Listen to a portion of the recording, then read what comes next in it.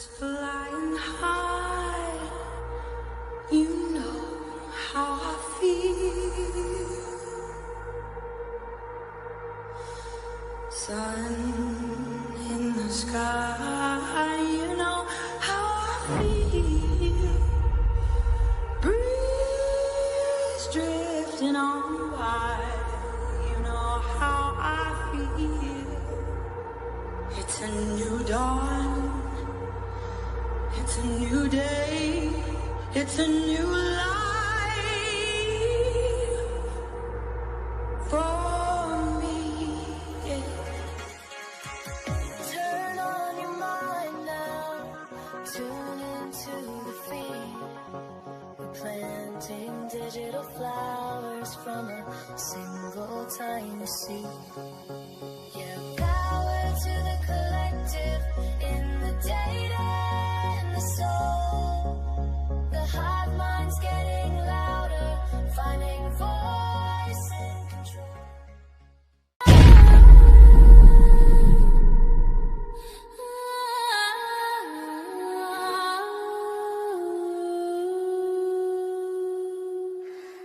Late night in Moscow, where nothing ever happens. Night blends in the moonlight, no escape. White night, Hyundai lurking, knife in the door.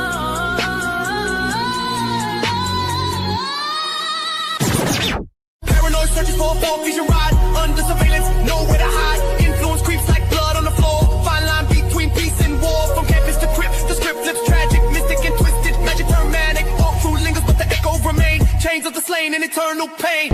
And here we go. Welcome to the freak show, the best in town.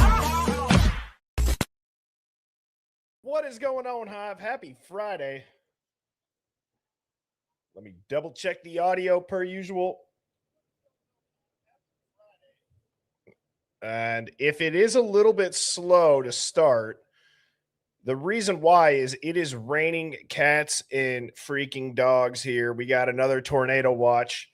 So hopefully this glitchiness stops. Let me just try one thing. Don't go anywhere. Hopefully that's better. If it's a little bit glitchy, it'll work its way out, I hope. And lovely. What a great freaking way to start the stream. 1 second.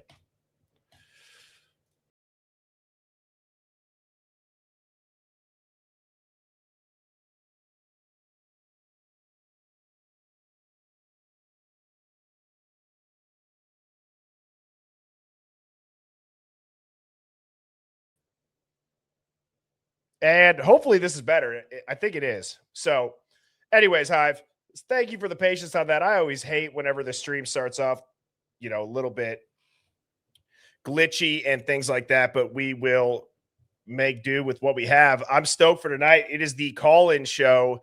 I want to hear from you all. I want no filters, and I think that if I can give anybody any sort of confidence, if you're nervous to call in, okay, we have hundreds, if not thousands of people sometimes that will be tuned in at once. And if you are a part of the establishment out in Moscow or any corrupt law enforcement, judicial, three-letter agency, whatever you want to say, and you hear everyday people calling in and openly discussing in real time that they're onto it, the tricks that used to work no longer work, that is powerful, in my opinion. I believe it will absolutely make a difference. And I really would encourage everybody tonight to call in, speak your mind. You can say whatever you want. If this is your first time tuning in, I'm your host, Birdie. I go live weeknights at 7 p.m. Central. Welcome to the Hive Mind. If you're easily triggered, rattled, or offended on behalf of others, you're probably not going to like this stream, but I would encourage you to hang out, stay in the chat. You can, again, say whatever you want as long as you're not trolling, spamming, or threatening. I got the best mods on YouTube, formerly known as Beck, Discord Dawn, Luna Bliss, and the UFO Dog. As long as you have good faith behind your comment, if you're going to disagree with somebody or dish it out to somebody, that's fine. Just know that if you dish it out, people can dish it right on back. As you are filing in, please hit that like button, Hive. Please, please, please. That's all that I ask. Hitting like and hitting subscribe is free. If you would like to join Hive Plus, the mods will be dropping that link. That's how you get access to the emojis. That's how you get the Hive logo next to your name. And then coming up here at the end of every month, the stream will still be public and the streams will always stay free, but the chat will be reserved for the Hive Plus members. As well as when we have guests on, I will do my best to remember, especially this is newer still, so I'm still trying to commit this to habit, that when we have guests on, I'll try to take 10, 15 minutes to where just people in Hive Plus will be able to submit their questions. Now, I'm going to say what's up to everybody. And as a reminder, speaking of guests, Christopher Whitcomb, Broken Plea, the new Brian Koberger book. I cannot hype this book up enough. And I really will encourage everybody up until April 29th. That's a Wednesday at 7 p.m. when Christopher is going to be in the Hive answering questions from all of us, discussing this book, what led him to write it, what he found diving into it, what shocked him the most. I will be plugging this all the way leading up to that day because this is such an incredible opportunity for the Hive. Very grateful for it. Very grateful to Christopher and his manager, Russ. They've been great to work with. And I do have a couple of things to say about this, but let me bring that up during the call-ins and let's get to saying what's up to everybody. Is it still glitchy, Hive? Is the volume good? Somebody let me know. Tig old biddies, 89. What's going on? Great way to start the Friday night. Awesome first username. Cat Mom 3, Shawley Redacted, Mary Tyler, Crop Duster 22. That's a close second for a fun username. We got Jessica says bird is the bird is the word. I love that. Christina, Germilla, Heart of Gold, Love and Other Habits. Brandon, great to see you, brother. What's that movie with Kim Jong-un and Jonah Hill? And if you know, you know. Uma, Florida Girl.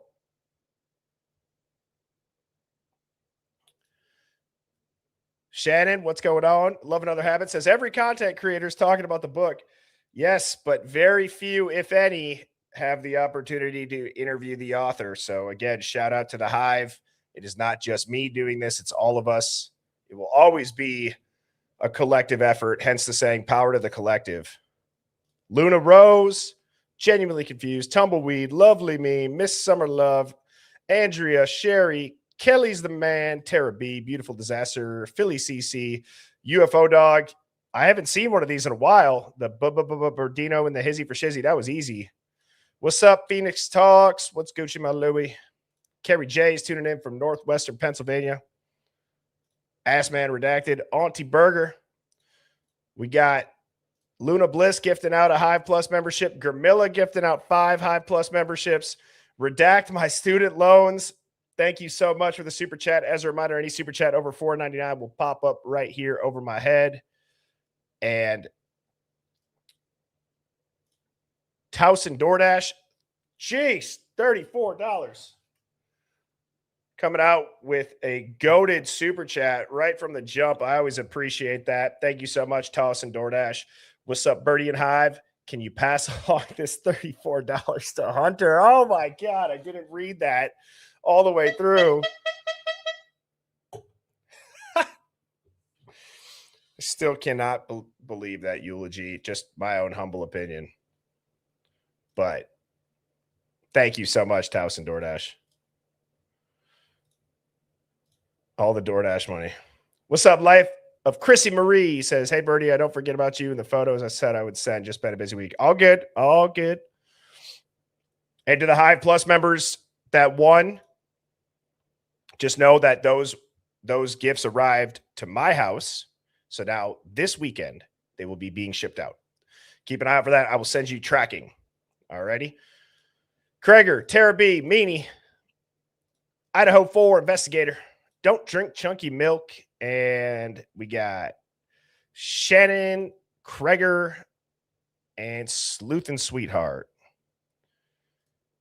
Good to see you all. Again, please, please, please hit that like button, Hive. All you got to do is just swipe down on the chat, leave a little bit of touch DNA on it, and hit subscribe. It's all free. Let me just text Mrs. Birdie quick. Actually, if Mrs. Birdie's watching from the other room, can you please turn the air on, honey? I'm starting to sweat in here. I will text her just to follow up.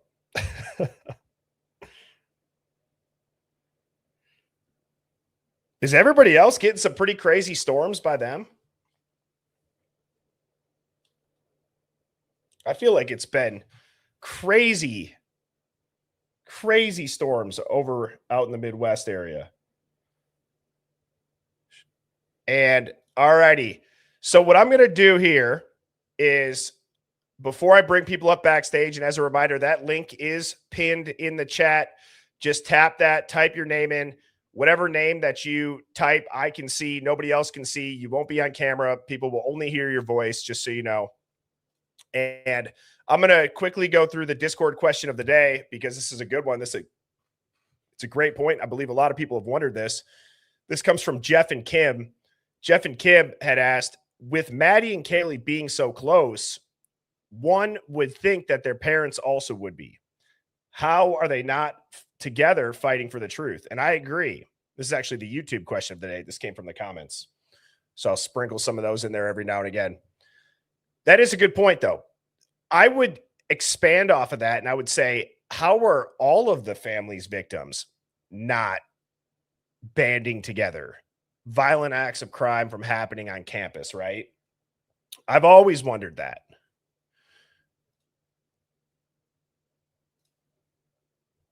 And to me, it doesn't make any sense. What do you all think? Yeah, Renee said, how aren't any of the families? And Twisted Tebow, thank you so much for the super chat, said, I appreciate you and the Hive. Glad that we are getting to what and how we think things started off. Don't believe anything that Wanka said. I know we're going to hear some accents tonight, Hive. I know we are going to hear some accents tonight with these call-ins. Always look forward to hearing that. The Hive spans far and wide. Scoose Girl, hopefully that's how you say it. Scouse Girl said the parents don't even seem upset.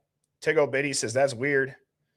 Tiffany Elena says it doesn't make any sense, but it tells you something about one set of the parents or the other. If you know, you know. Shannon said, because in my opinion, they're waiting for that lawsuit to go through, and they have 400 million reasons why they don't want the truth out yet. Blue Eyes, Thick Thighs said, at least bonding afterward for sure. I think it's rather telling. I think it's very telling that they're not, right? It's not knocking them directly, but again, just Maddie and Kaylee were considered sisters, right? I mean, there's times when Steve and Christy bring up Maddie's name first in some of these interviews. I mean, so they were clearly very close. Personality differences.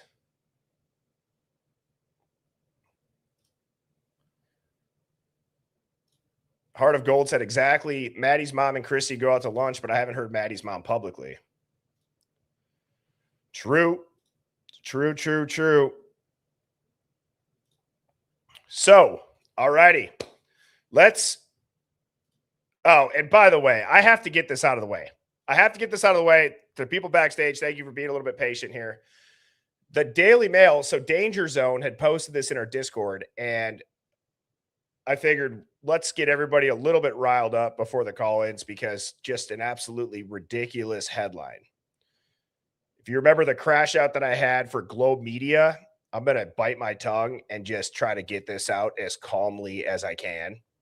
Daily Mail says, disturbing, unseen trove of Brian Koberger body photos, stripped and swollen with his secret deformity exposed.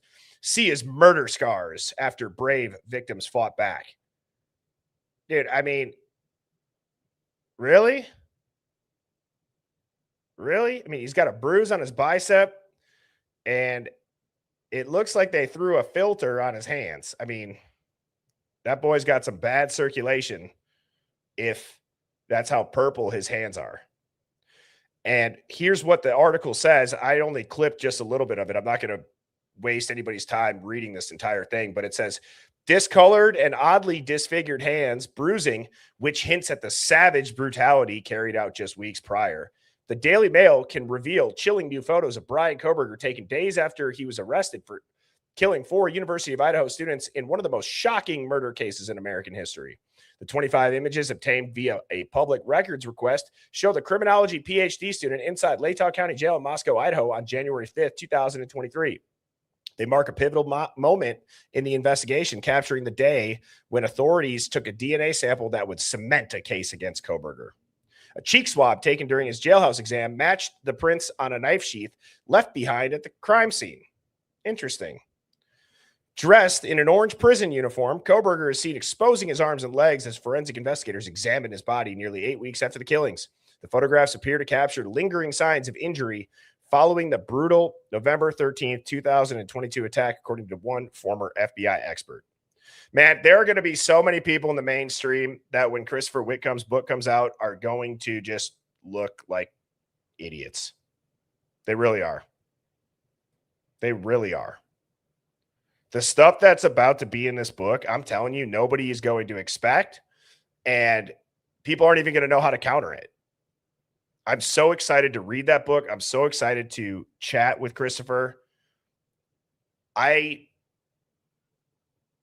don't know. I have so many things running through my head about that book that I really hope that people take the time and they read it. And there's already people pushing that this book is dangerous misinformation. It's comical. I say it 2 nights ago, and now we got these clown punchers on TikTok who are saying, don't even read it. They're trying to say that this wasn't a Loctite cemented investigation. No, it wasn't.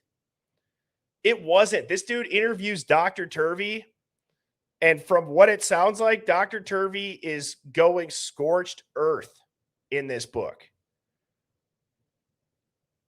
And to say nobody's even read the book. Do you understand that? Nobody's even read the book. And people are already saying that it is dangerous disinformation. What are they so worried about? What could Christopher Whitcomb? Remember, authors do not have to follow court-ordered gag orders. They are protected by that. Either do internet sleuths. We don't have to abide by any of that. Or any reporter for that matter.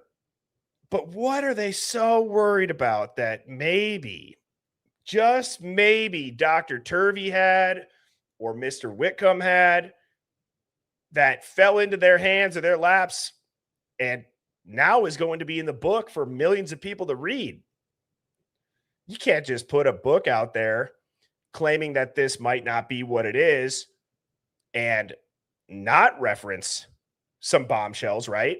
If anything, it's going to make the work of Dateline and Amazon and all these other books look like fiction. I really believe that. So it is going to be insane. Okay.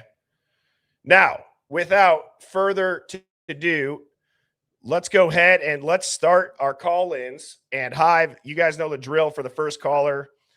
Let me know with the volume. Sometimes it fluctuates up and down depending on the sensitivity of someone's phone or their mic. So we have Jesse backstage, and we got a couple more spots. So guys, fill it in if you please would.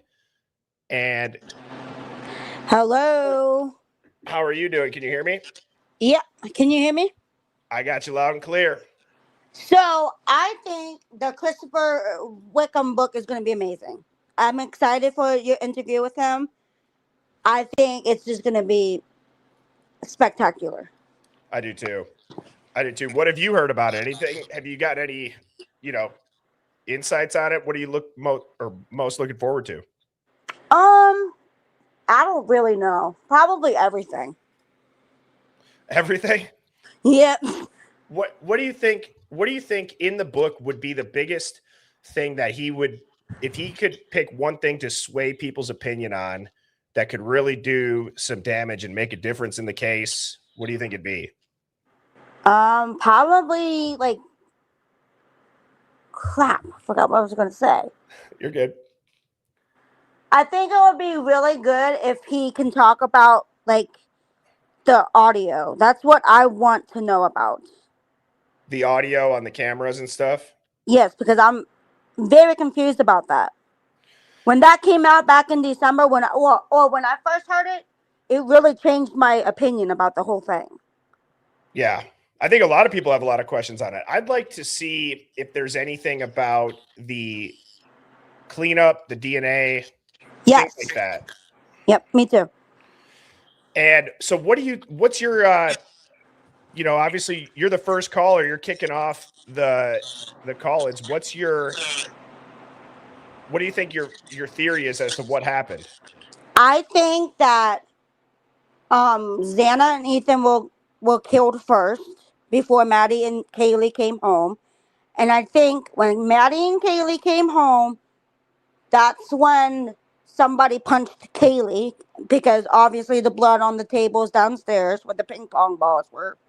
And then she went upstairs and went into her room, and then she went like lay down, and then she heard ruckus from Maddie's room, gotten up, and then went to go see what was going on in Maddie's room, and then was attacked in Maddie's room, and that's how they ended up in the same bed. I think that's a very popular theory, and I appreciate the call. Yep. You have a good weekend, Jesse. Thank you. You too. Bye-bye. Great first call. Thank you, Jesse, for being brave and being the first one up. We got Mary Tyler next. How are you doing, Mary? Oh, I'm just working on my Texas accent these days, so I'm calling you in from Canada. How's that? That was pretty good. That was pretty Not bad, eh? Well, they always say you can spot a Canadian because we talk too fast. And we do say a boot, and we do say roof. So everybody have a laugh now. Roof. Yeah, but there is, I'm trying to think. There was this. Then I've met people in California that say, you sound like an American. And it's like, yeah, I feel like an American sometimes because I care about democracy. Right. You know? I feel you on that. There was this marketing director that we had that was from Canada, and he would always say, a boat? What about that? That just always stuck with me. Oh, for sure. So what do you got for us? Well, I'm interested. Do you know the name of the book? Is it Christopher Wickham? Yeah, the name of the book is Broken Plea. Okay. And why do people think it's dangerous misinformation? Well, I think it's somebody who I believe has a resume that has had experience in other high profile situations, right? So he was in the whole Ruby Ridge situation, Waco, Kosovo, and also led FBI, like special agent FBI teams by the time he was retiring. He was running a lot of things that he would have powerful connections, maybe insiders, people that would be able to dig on information. Maybe they're close to this case because they're colleagues or they were colleagues back in the day. I think it's somebody who's in that inner circle. So Christopher Wickham is not the source. He has sources in the circle that have given him the information. Correct. And I know that he's interviewed Dr. Turvey, and there's a portion of that book that has Dr. Turvey and him talking. Can you just briefly describe what Dr. Turvey is? Because I've focused on so many other things. I just don't remember that name at all. So Dr. Turvey is the expert that was saying that there's no way that one person did this, and he believes that the victims were posed. Okay, because this is exactly why I'm calling in tonight. Okay.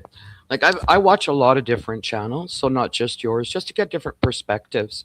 And I don't know if anybody else has anyway. So one thing that I've really noticed is, and I'm not knocking law enforcement. I'm not law enforcement. I'm not an armchair sleuth. And, we always get knocked down for questioning the truth, right?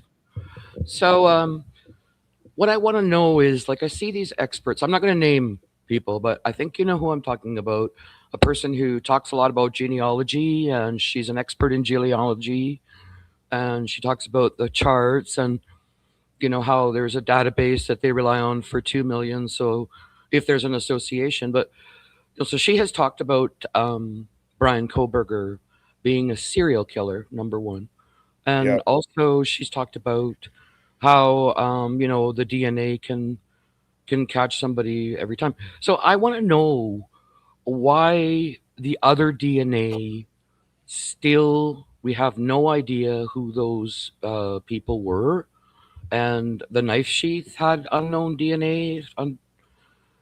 So I mean that's the first thing. I mean they all talk about all these experts. A serial killer uh, commits a succession of crimes in different places. That's a key fact. Okay, Uh-huh. so four people at one time is not a succession. The other thing that I've noticed too about some experts that are really out there, they really have big followings. They're on media stations, and all the power to them. It takes a lot of guts to stay in that profession. But the thing is, this is that why did they not test the other DNA? Now they have the DNA. They don't need the house, right? Because apparently they pulled all the samples there. So that's my big question to law enforcement. Like, how can you possibly talk about law and justice and serve and have a badge and all that and be a higher officer and we all count to them and etc. And then at the same time, you sit there and you talk about only one person being tested. It's kind of like going to kindergarten and not learning that B follows C. Right. And the DNA that they did test, especially when it comes to the person that's convicted and currently in a jumpsuit behind bars, the chain of custody is about as reliable. It's not. I mean, it doesn't exist. Right. So even what they used to convict Brian Koberger, the situation and the circumstances around the sheath, when was it found? Where was it found? The DNA on it, the chain of custody surrounding it, Brian Koberger and the no connection to it. It stinks to high heavens. And I think you are absolutely right. So I appreciate the call, Mary. Great to hear you. Oh, thank you. You have a All great right. weekend. You have a good weekend too, y'all. I'm trying. There's my horse over there. That's awesome. You guys are awesome. All righty, Hive. 2 for 2. Great call. Appreciate it. Got a bunch of people backstage. Next up, we got Sholly Redacted. How are you doing? Dylan's a wanker. Dylan's a wanker. That's how I'm doing. We need that emoji. We need a wanker. We do. Emoji. We really, really do. Hi, everybody. First of all, I just wanted to apologize for last time. I realized what the problem was now. My watch, I've got a Pixel watch and it does audio as well. And that was taking the audio. So I didn't realize at the time. So apologies for that. No worries.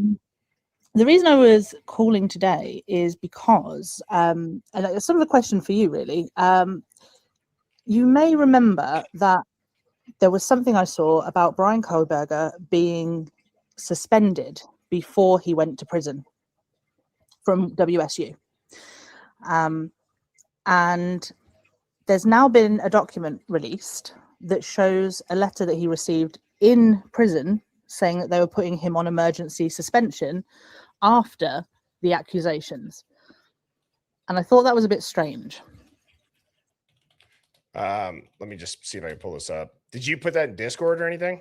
I put it into the things that make you go, I took Okay. a screenshot of the television to show, because I was watching Jules and she'd brought it up. But you can find it on Washington State University's website, apparently, under their documents file. Okay. I got it right here.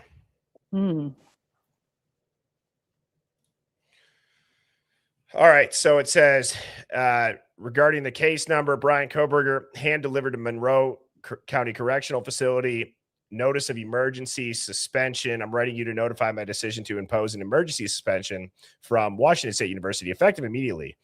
This decision is based on allegations that, you murdered 4 people, right? I mean, is anybody really?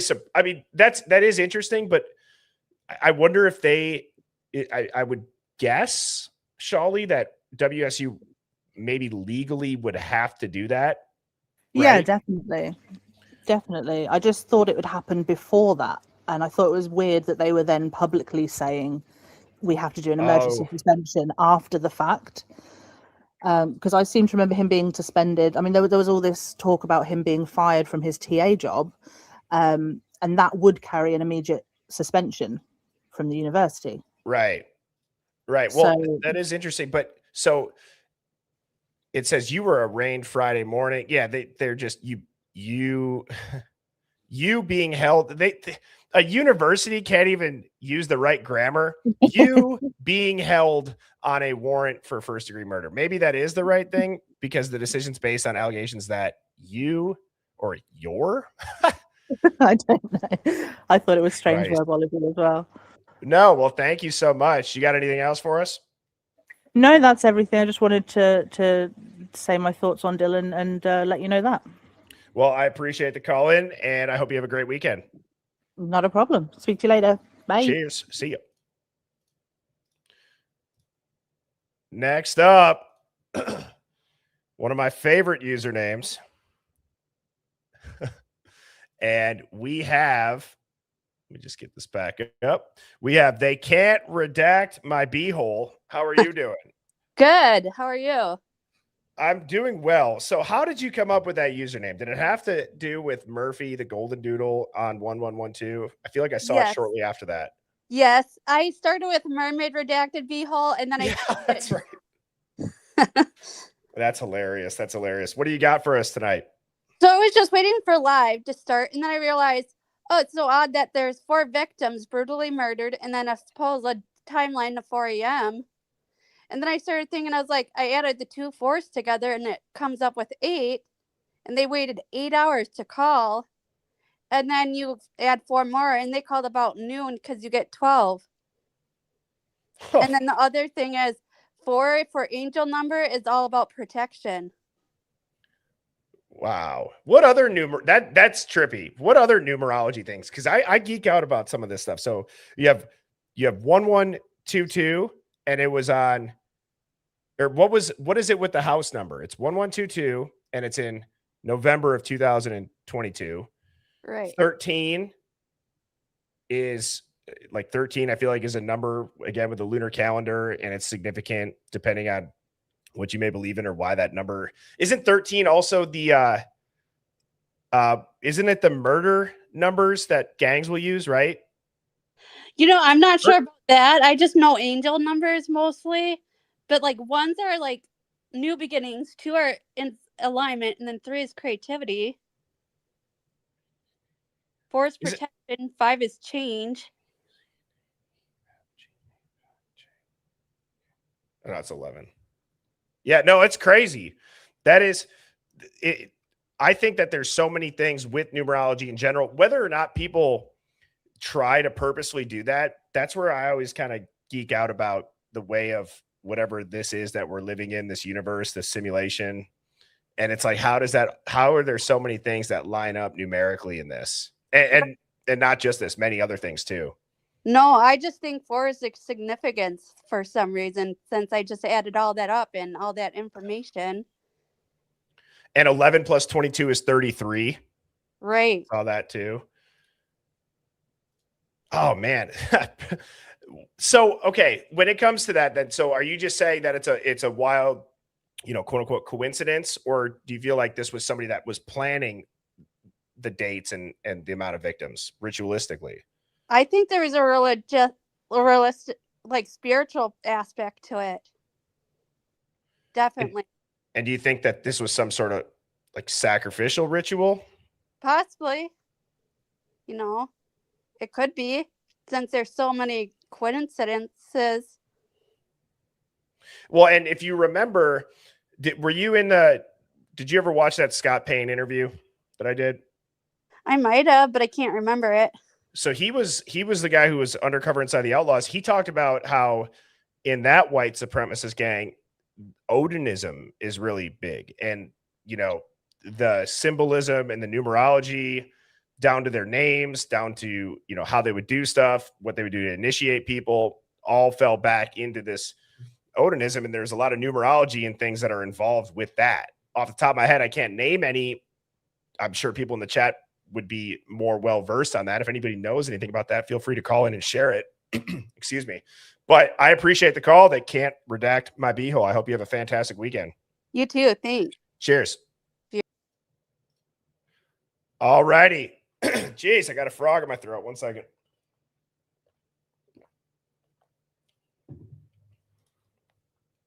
I'm gonna be pissed if my voice starts to go again. I feel like it finally healed. It finally healed, and now all right. It's all mental. Ass man, what's going on? That's better. What the hell? Yo, did you crack the bush latte? Maybe. How you doing, brother? I'm good, man. How you doing? I'm doing good. What are your thoughts on this new book coming out? Any opinions on it? Well, one, I'm definitely gonna get it Yeah. because I just want to know I just want to know another perspective, and I mean, I listen to, like the one caller said, I listen to different channels while I'm at work, get different perspectives. I did hear someone, I don't know who the creator was, but they video.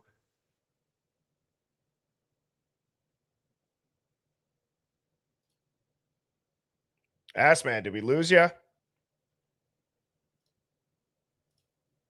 Paging ass man. Is there an ass man in here? Uh-oh. All right. Well, you're going to have to rejoin, brother.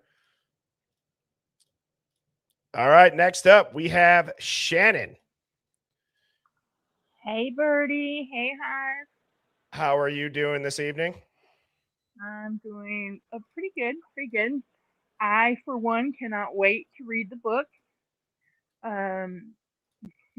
Exactly another perspective is exactly what I need. All these rabbit holes that I've been going down. Oh, yeah. But yeah, I have a question. Okay, so did you hear about like there's a factory that makes the sheath within 100 miles of BK's home in Pennsylvania? I have heard this. So, Yes. right. So maybe a cousin, a distant relative, whatever, has touched that knife sheath. Wouldn't that still have a little bit of DNA for them to say, oh, look, how could they say it's BK? It could have been anybody, any family member, I right? agree. I agree, especially if they're from that area of descent, right? If that's where their family originated, how they had said, because it traced back to four brothers originally. Then they fired that lab. Then the FBI came and, or then they tried. I believe the FBI came then, and then they said we'll figure it out.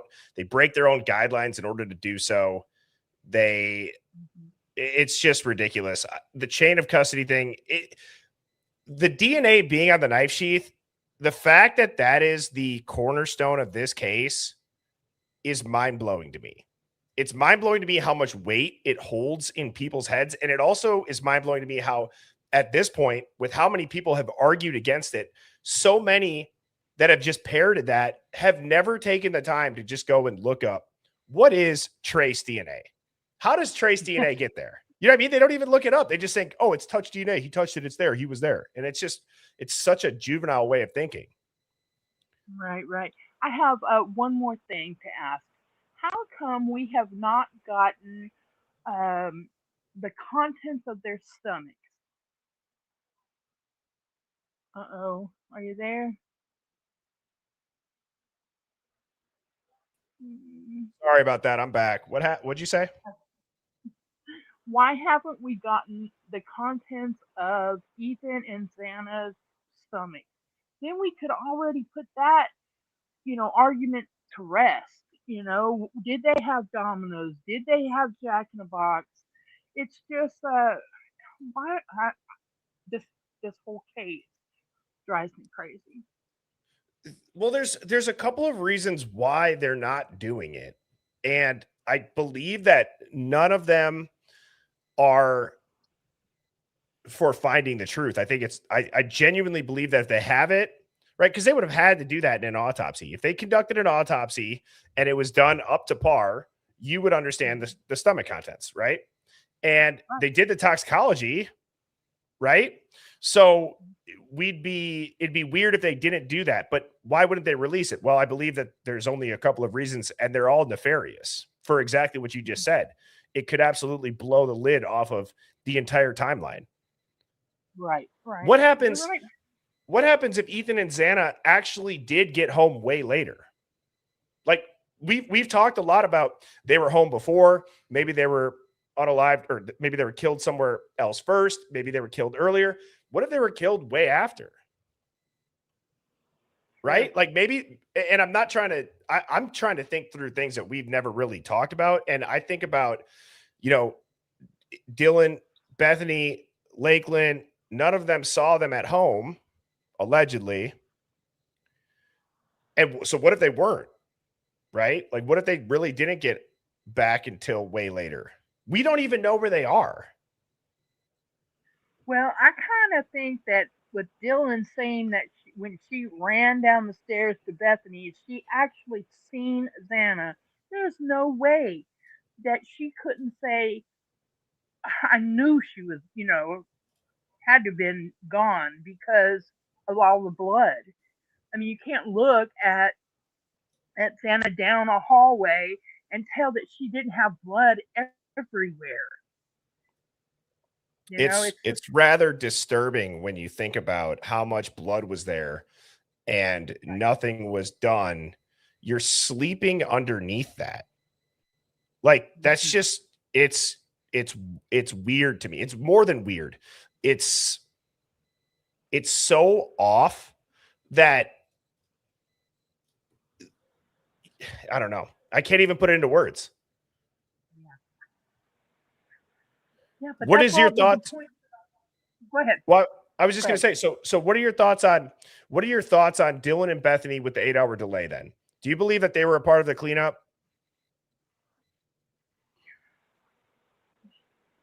Well, Bertie, I think there's something with at least Bethany. I don't know if she was there or not. Because they want the what she was doing on her iPad, or I believe that maybe she wasn't there. I mean, you see when the police get there, she's not even with the group. It's just but I really think that Dylan had knowledge. I'm not sure if she was participating in it, but I know she knew what was going on. And maybe she was told, stay in your room, go to Bethany's and stay in that room. Yeah. I've thought about that too. I for sure have thought about that. Well, thank you so much for the call. I hope you have a fantastic rest of your evening. You also. Thank you, honey. Bye-bye. Yep. Cheers. Bye-bye. One of the things that I've thought a lot about, and then I got Bellamicia up next. And what I'm going to do real quickly, though, is the sequence of event that we believe Dylan and Bethany had heard this stuff happen. I think now we can look at this and we can say, did it happen in that order, right? In Bethany's interview, after re-listening to it, reading it, right? The order of events, she's not very sure about. How Dylan describes the order of events, it's like, did anybody ask her how long in between hearing this or hearing that? Like, how quickly did these events happen, right? Maybe she says over the span of 20 minutes. But if right around 4 a.m.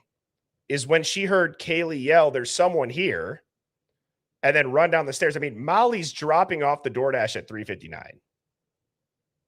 Right? I mean, that's one thing that I've always thought about is did Dylan hear Kaylee say, there's someone here, and it's Molly dropping off the DoorDash, right? I mean, it'd be late.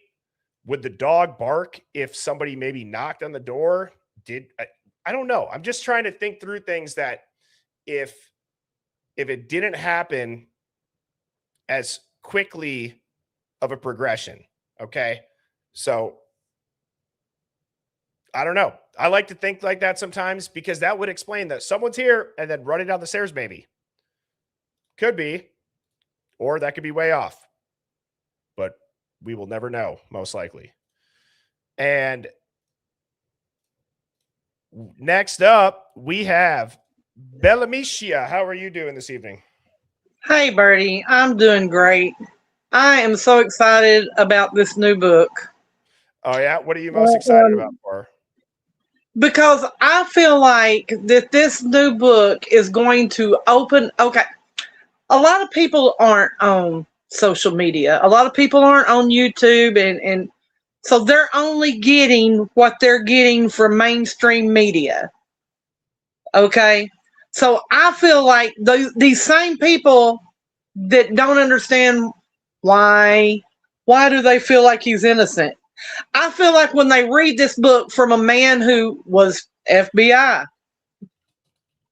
they're going to look at him as he's got some authority. And they're going to read the book, and that's why people don't want the book read, because they know, just like I do, not everybody is out here watching the Birdie Show. Not everybody is out here watching Jules. They're just saying to themselves, oh, they got to be crazy because they're just on YouTube. They have no idea of the demeanor and the type of person that is on YouTube. I agree with that. They don't understand the person who will sit up for months at a time and play detective, because we see that the real detectives, the real police, the real Moscow court officials are all in a big cover-up. And I don't think it's a crazy cover-up. I don't think it's anything to do with, you know what I think.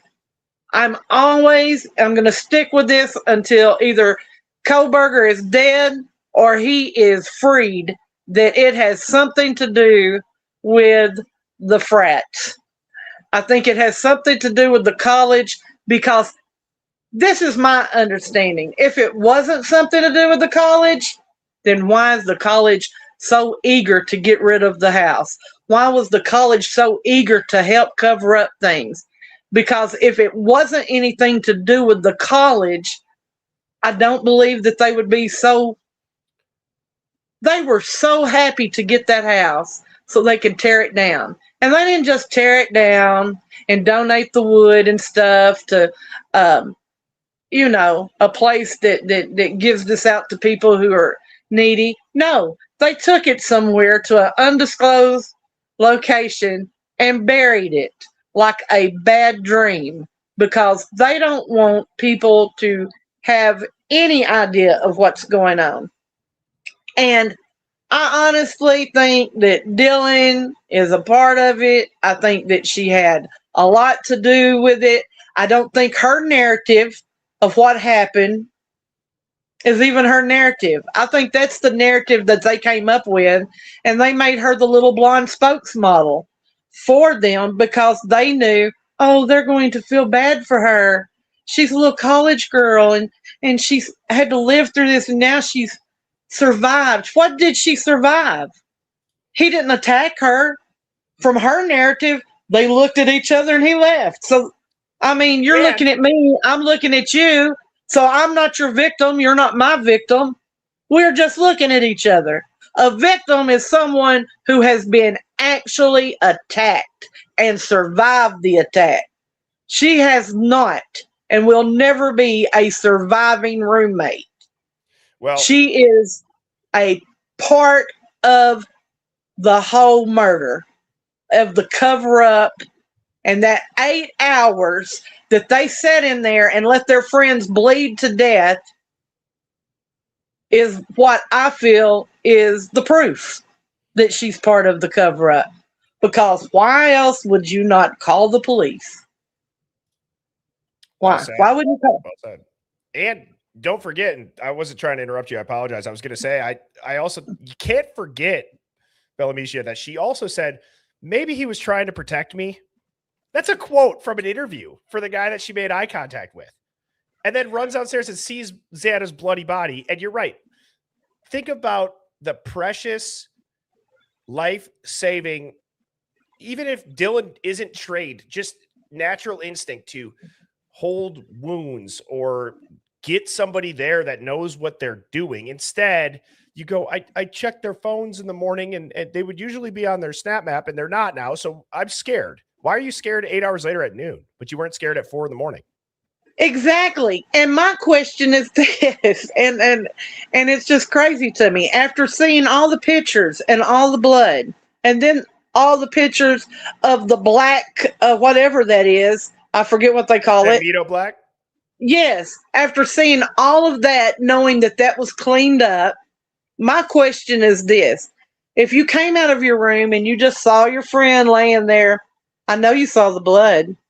Why would you run downstairs and just like hunker down with another girl? Why wouldn't you run downstairs and say, oh my God, she's dead. There's blood everywhere. We got to get out of here. Or why would you run stay the in hell the out house of the for 8 house? hours?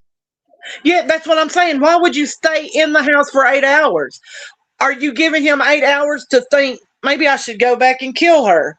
No, because I'm telling you, and one day everybody is going to see that narrative is BS. Yep. It's BS. Everything that they wanted us to believe, so much so that they got a judge to put in a gag order to keep people from knowing what was going on all that time. They're going to learn that it's not Brian Koberger. And how they got his DNA, I don't know if you remember or not, but I remember that they said that he was in Moscow and he did a ride along with the police. So at any time, they could have had touch DNA from that. I mean, literally, you're doing a ride along with the police. Why couldn't you have touch DNA on a cup or in the cop car or whatever? And they say, oh, I got the perfect person for this. Remember that idiot that was in the car with me last week? Let's just swap my car and get some touch DNA, because people don't understand touch DNA. I can go into Walmart and touch the basket and somebody can pick my DNA up off the basket and take it home with them, because it's just touch DNA. They touched what I touched and some of my DNA may have been on there and they took it home with them. Does that mean I went home with them and killed them? No, it does not. What it means is we were in a same location at the same time and our DNA got clustered together during something that both of us touched. Right. And But imagine how scary that would be if, let's say you had, let's just say that you were in the back of one of your friend's car and you had a water bottle, right? You had a water bottle that you were sipping out of and you finished it. You accidentally left it in their back seat, right? Very common thing to maybe do. I try to always clean up my trash, but everybody's probably done it where you accidentally leave, maybe a napkin, or you leave, an empty Gatorade bottle. And let's say that they commit a crime and that Gatorade bottle gets tested for DNA, and now you're an accomplice from being in the car with them. And that friend doesn't stand up and doesn't say, no, I wasn't there. And you don't have an alibi to prove it. What are you going to do? You're going to be sitting in jail like Brian Koberger, because a lot of people say, well, why did he plead guilty? How many people have gotten the death penalty that were innocent?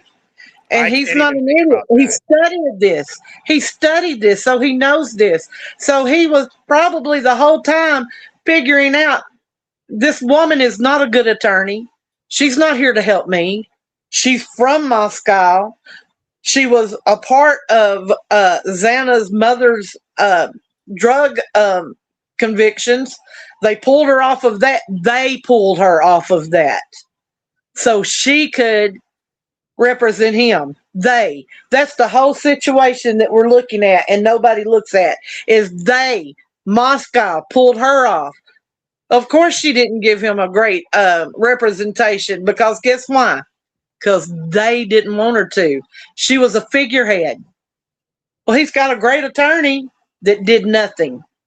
I mean, I don't know how much this angle has been discussed either, Bellamicia, but what about if it was, people talk about a message being sent, right? I mean, I understand the frat angle and I also understand the drug angle, but has anybody looked at, was this a message being sent to Ann Taylor? Ann Taylor was representing at least one of the victims' mothers, and it was on drug charges. And was she gonna get this person to flip? And so they said, Ann Taylor, that lady you're representing, we're gonna kill their daughter. I don't know. Yeah, and that is something to think about. What I don't understand, and I will never understand this, is, and I see a lot of it. I'm actually Facebook friends, literally, with the Gonsalves family. Oh wow. And I don't talk to them. Every now and then they'll post something and I listen to it, and I'm sad for them because this is what I see. I see a mother who is devastated, and I see a father who has gotten his first 15 minutes of fame and he's not ready to let it go. And I'm disgusted with them because this is their child. But then on the other hand, I think about he has another child and he cares less for her. So what would make him care any more for a dead child? Oh, yeah. And I know that sounds cold, but let me tell you something. People are cold. Yeah. I mean, it's a brutal situation. It's a brutal situation. And I also think too, like, and Bella Misha, great call as always. I always look forward, I always get excited when I see your name pop up backstage. I appreciate the call. You have a great night. You too. Yep. Cheers. To finish that point, we were talking about that yesterday with the whole let them grieve. Let them grieve. Right. Okay. There's a respect thing. You have to have empathy. People are sympathetic by human nature, right? If you're a good person, somebody suffers a tragic loss, you're not going to just get all up in their face and tell them that they're behaving wrong.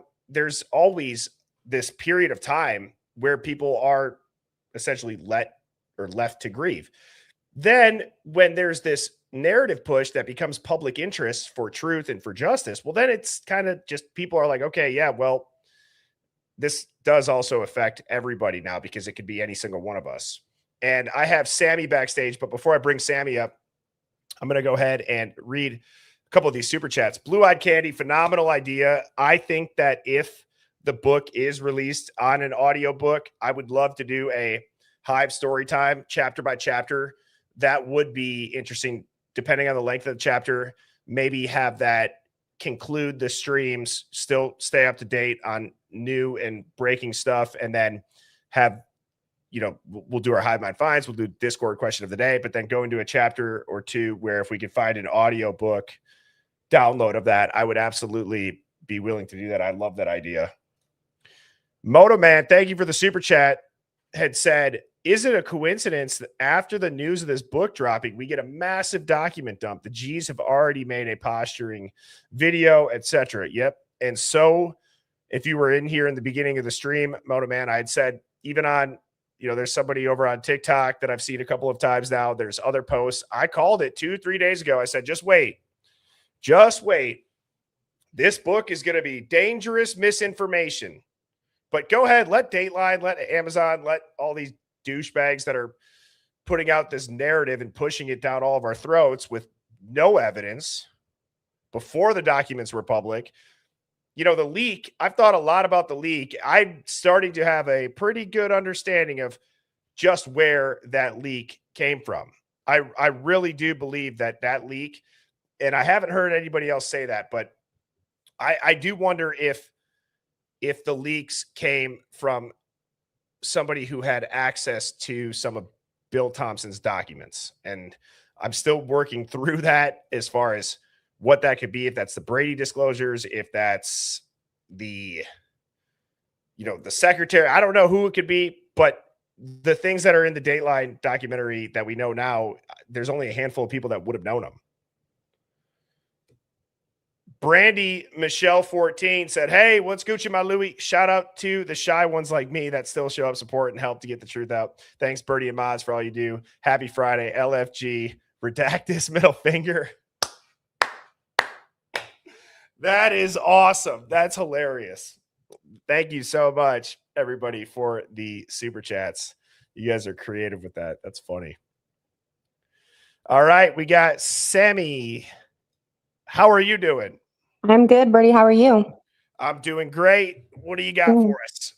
So my husband and I were talking, and we were talking about the book release, and we're kind of interested to see what the fallout's going to be, like what kind of chaos it actually brings or what it actually stirs back up. I mean, if it becomes a bestseller or something, there's going to be a lot more people than just the people that have been involved kind of looking into it, like all of us for so long. It's going to kind of be back in mainstream media again. So that would be kind of interesting. What did you guys end up discussing about that? What were your thoughts on it? The timeline, Like the different timelines, like the 8-hour gap, the evidence, like just different things that there may be different perspectives that come out. Basically everything that they were told to be quiet about. I think Potential of the business. I think you're spot on because what's going to happen? Like I said at the beginning of the stream, what's going to happen if Christopher Whitcomb does have a colleague who maybe after they retired from the FBI became an expert, and maybe experts, as we know, collaborate with each other, and maybe somehow they were able to hear things that were going on in the case that are not public, that were once redacted. Maybe they have copies of this stuff. I don't think if I was in that conversation with you and your husband, I would have said, I totally agree. And I don't think that somebody would just go and put a book out called Broken Plea and have that scorched earth of a prologue as they do if they didn't have shit on it. Right.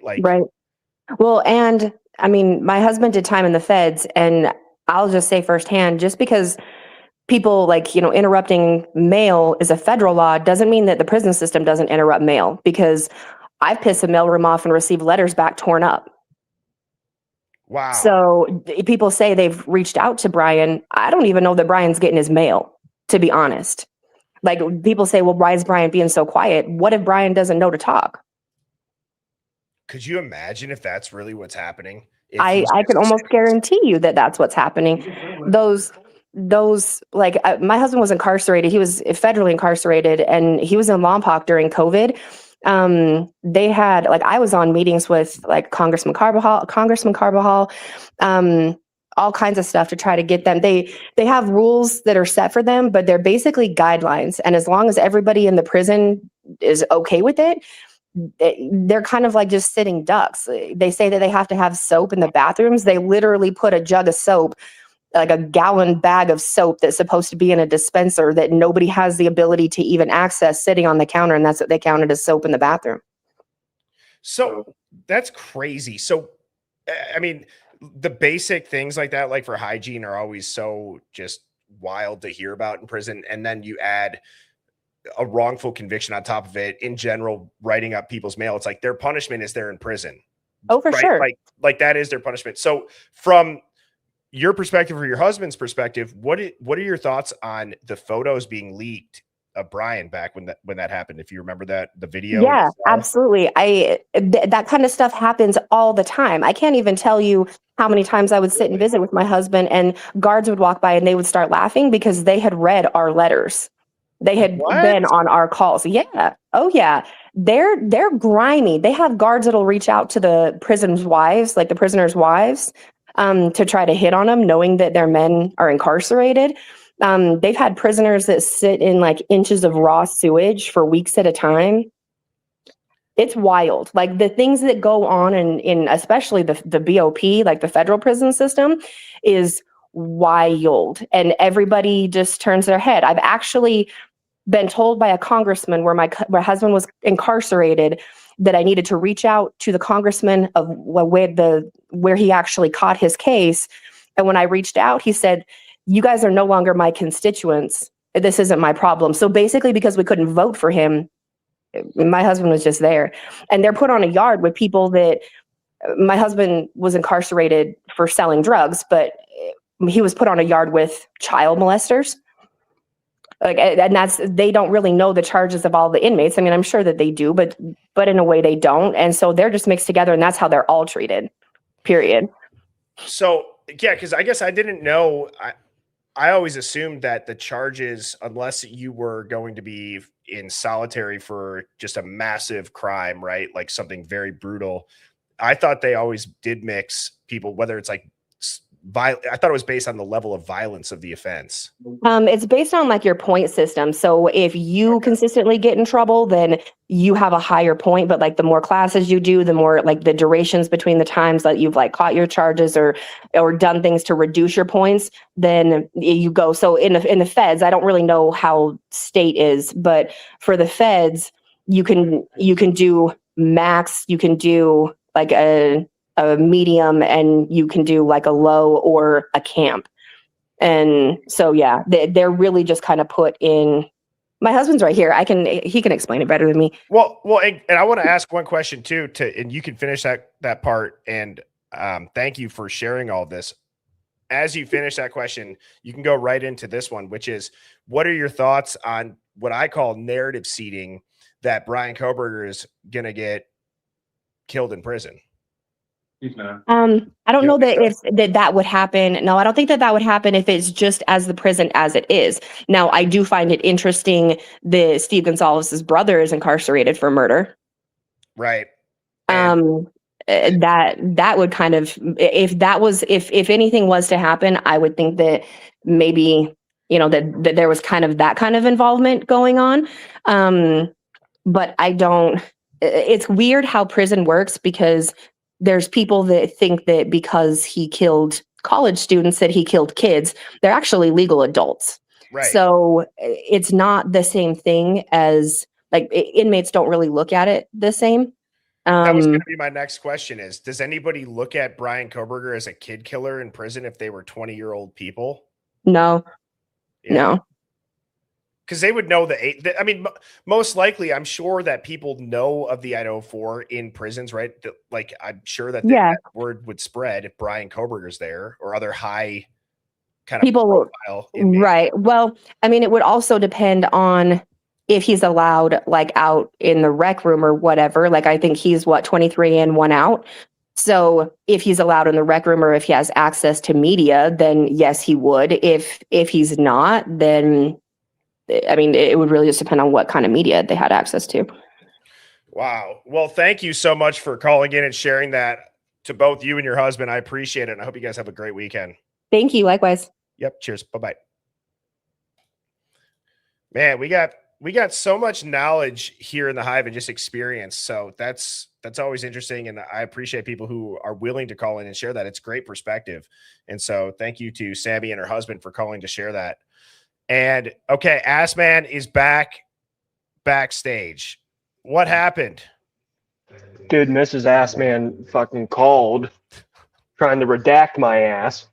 What are you doing down in the garage? Stuff, important stuff. Leave me alone. Click. So I apologize.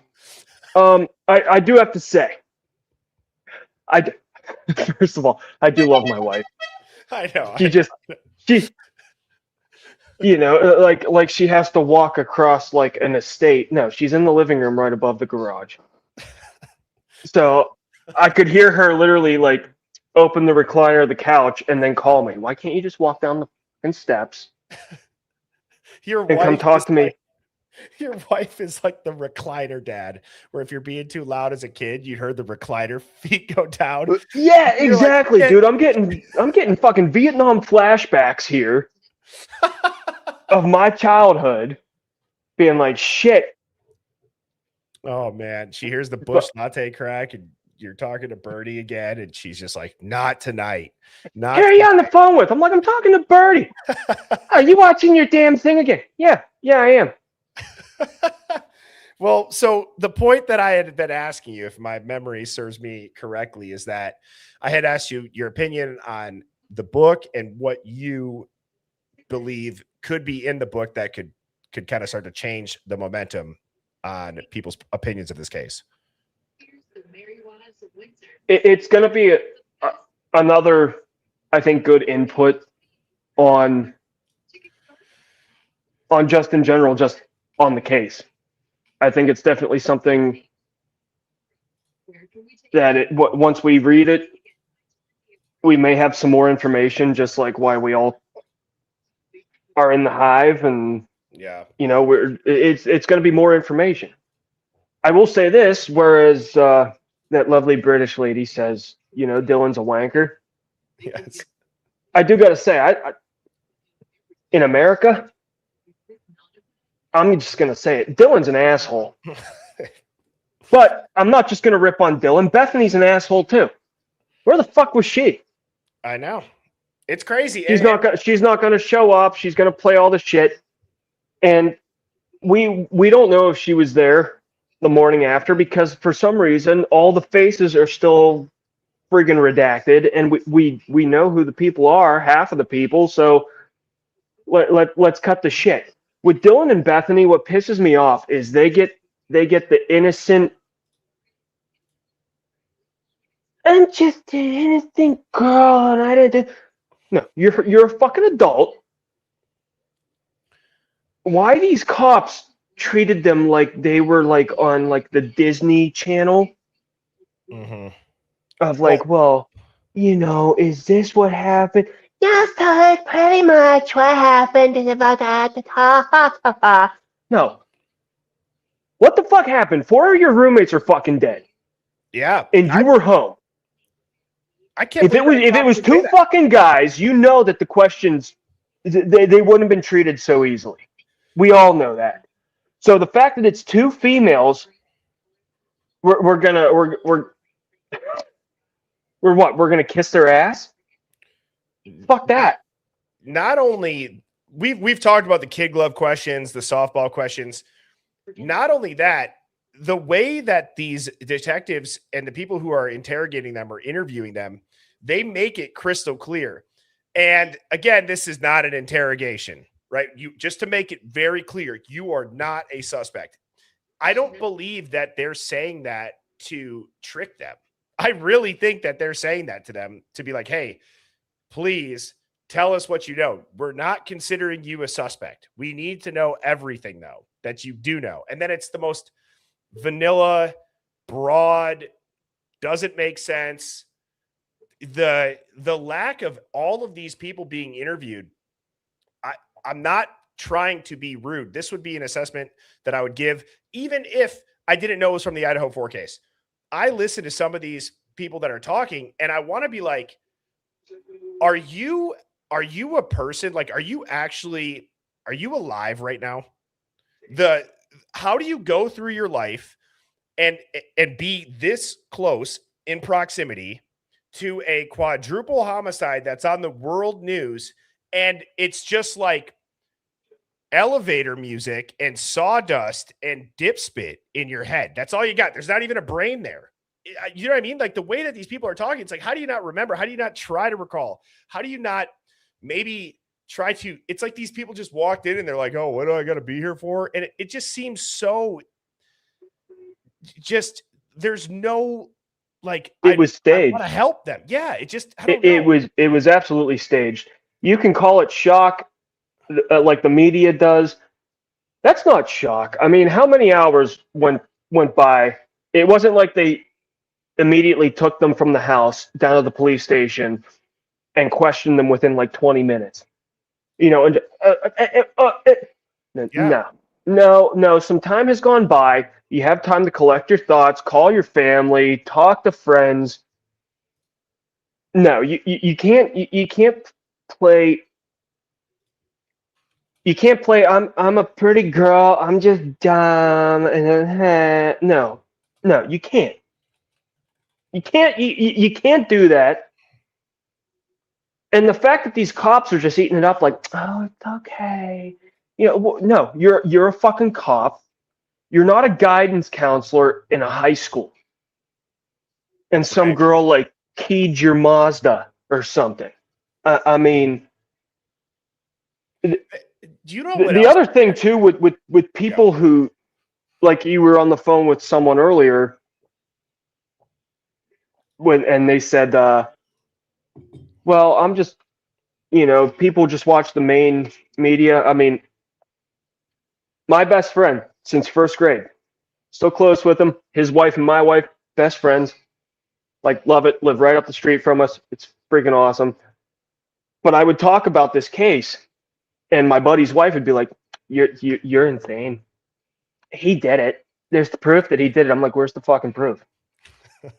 Well, he And then she would send me TikToks. I'd be like, listen, Oh, check out Birdie, Pub. I'm like, Jules. Like, I'm like, if you would just look into it. And she's like, you're a conspiracy theorist. I'm like, oh my God. See, bitch, really?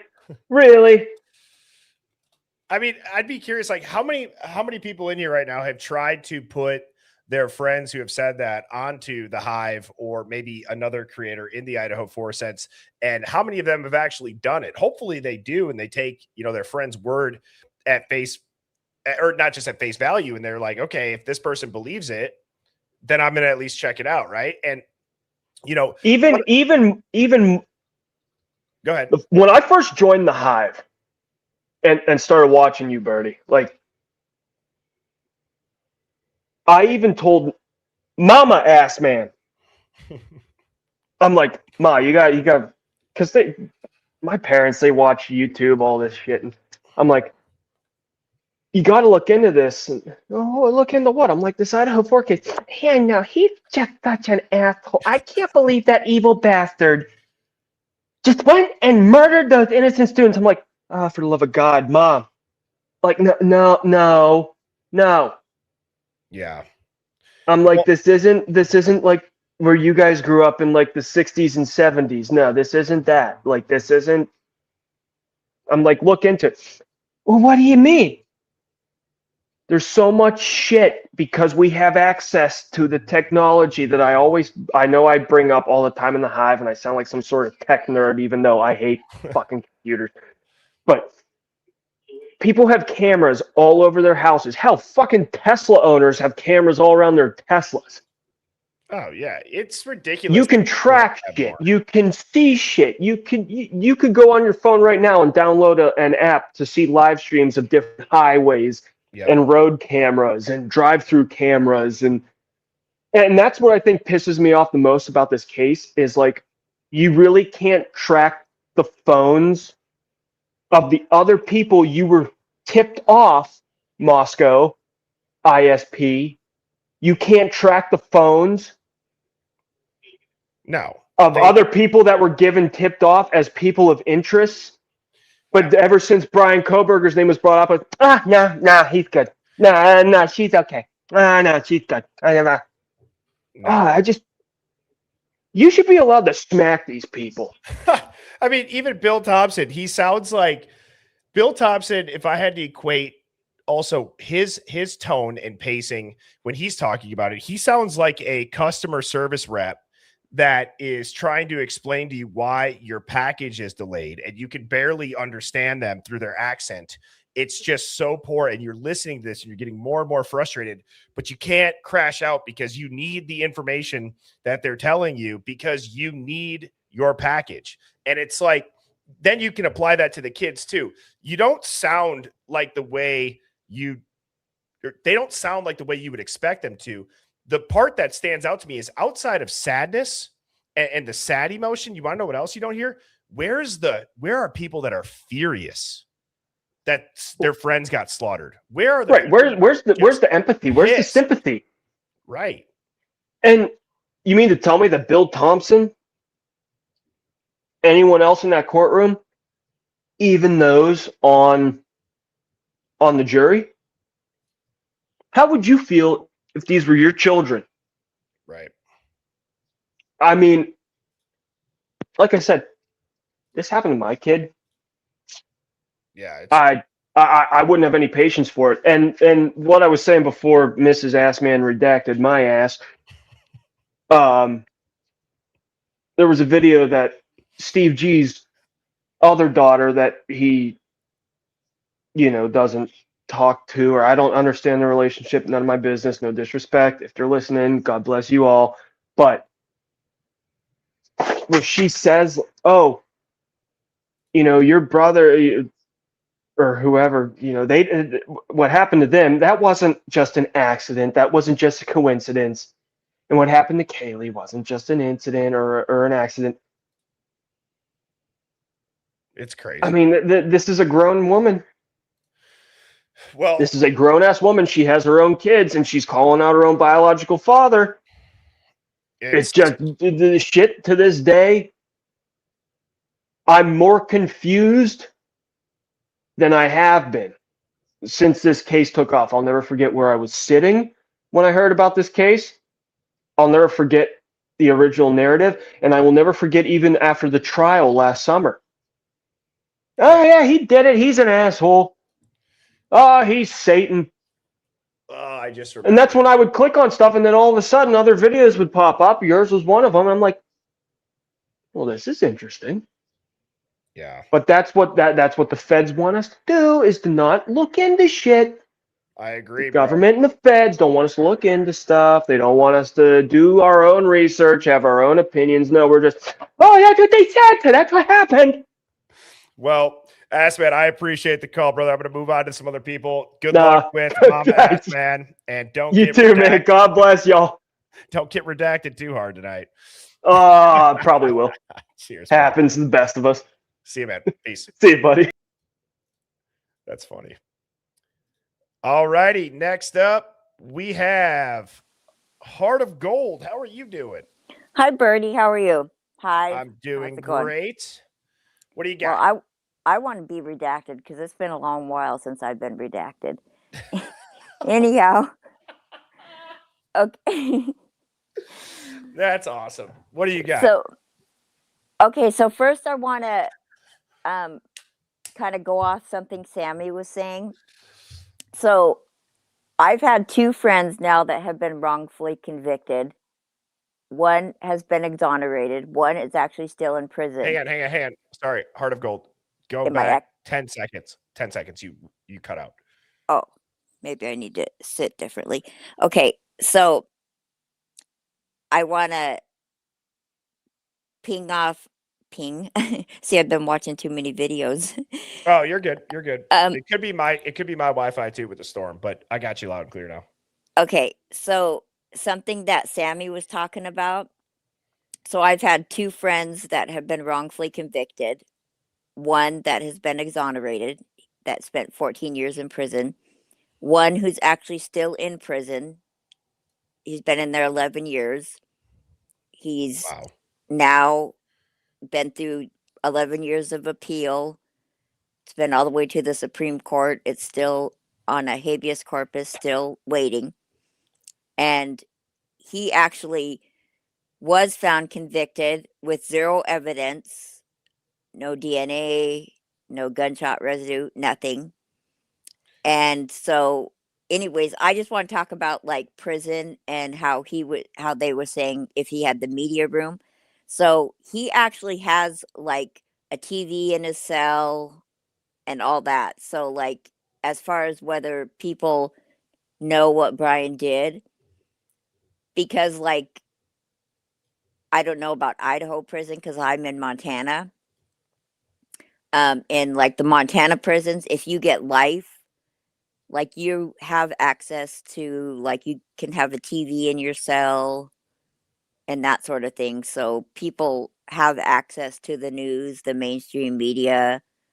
So if you have a high profile case like Brian Koberger and everything's on the news, everybody in that prison will know what he did, especially if they're in there for life. And if it's like Montana and you have a TV in your cell, then they would know what he did, and because all that stuff's on the mainstream media. And then the same thing as far as letters, they open all of your letters before the inmate gets them. So by the time the inmate actually gets a letter, it's already open because it has to be on like blue or black pen.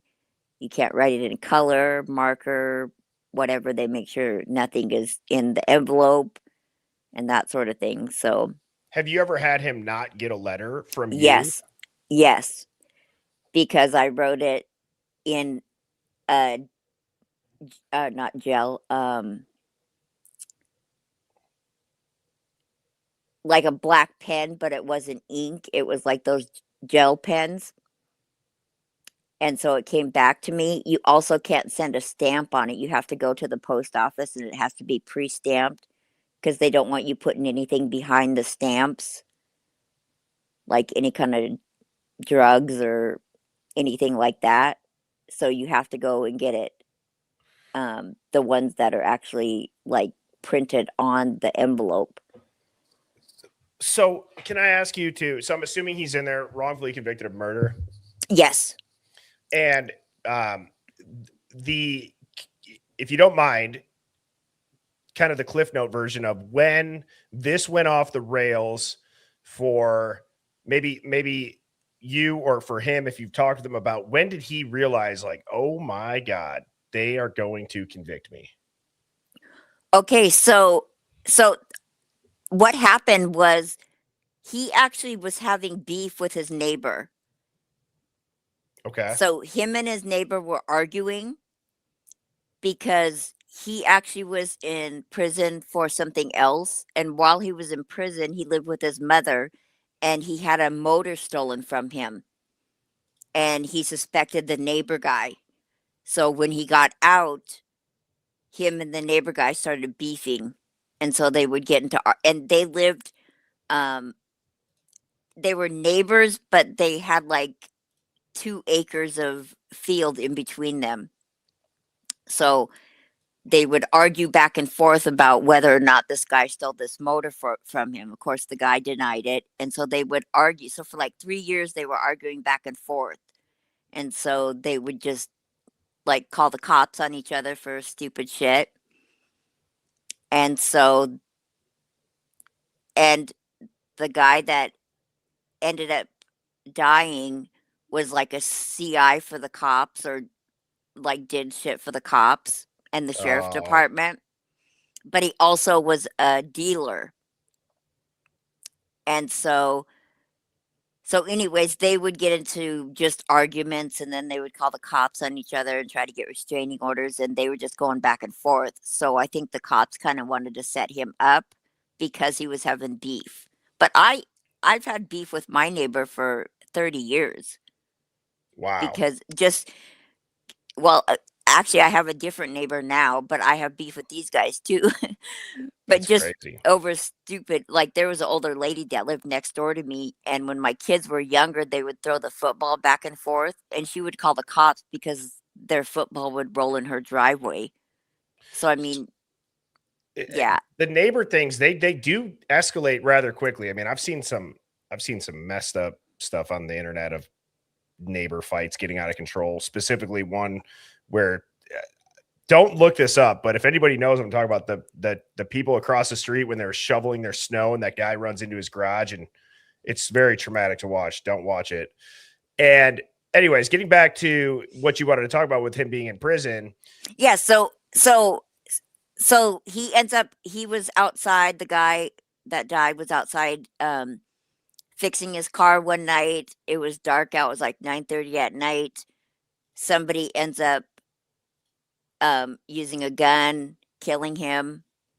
And so my friend has to drive past his house to get on the main road, and the cops, because he had beef with them, they just automatically they violate his rights. They end up finding him at the convenience store like 3 hours later. They detain him and actually take him to the police station, which is against the law, but they do that. And they swipe him for gunshot residue. Well, he's a mechanic, and he has brake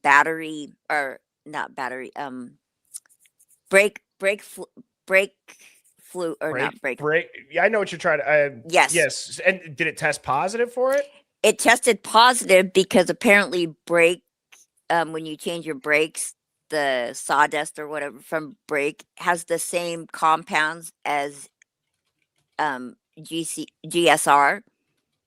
So when they went to trial, that was one of the things that they went back and forth. And so there's like 3 compounds in GSR, and there's 3 compounds, and there's 2 that are the same in brake fluid or brake pads. Wow. And so anyway, so there's actually a video, I'll put it in Discord. You could actually watch his habeas corpus that was last year, where they say that one of the judges in the Montana Supreme Court was like, how do you give someone 110 years with zero evidence? Which is what I think would have happened with Brian Koberger had he went to trial. I think he Right. still would have been found guilty, even though he was factually innocent. I still think, because I think when you put people that are just random people on a jury that don't really understand, like I think the hive mind is very intelligent people, and I think like you put the hive people in a jury, I think they're critically can think and find a person innocent. But I think just random people that don't understand like how the justice system works, how you have an open mind to things, you can find those people innocent. But I when you agree. just put random people, I think, which is how I think my friend Pat ended up being found guilty, even though there was zero evidence on him. Well, I appreciate you calling in and sharing that. Like I said, every time that somebody does have a story like that and you'd like to share for context for all of us, it definitely helps. And I hope that you have a phenomenal weekend, Heart of Gold. Thank you. Thank you, Birdie. Have a nice weekend. Bye. You too. Cheers.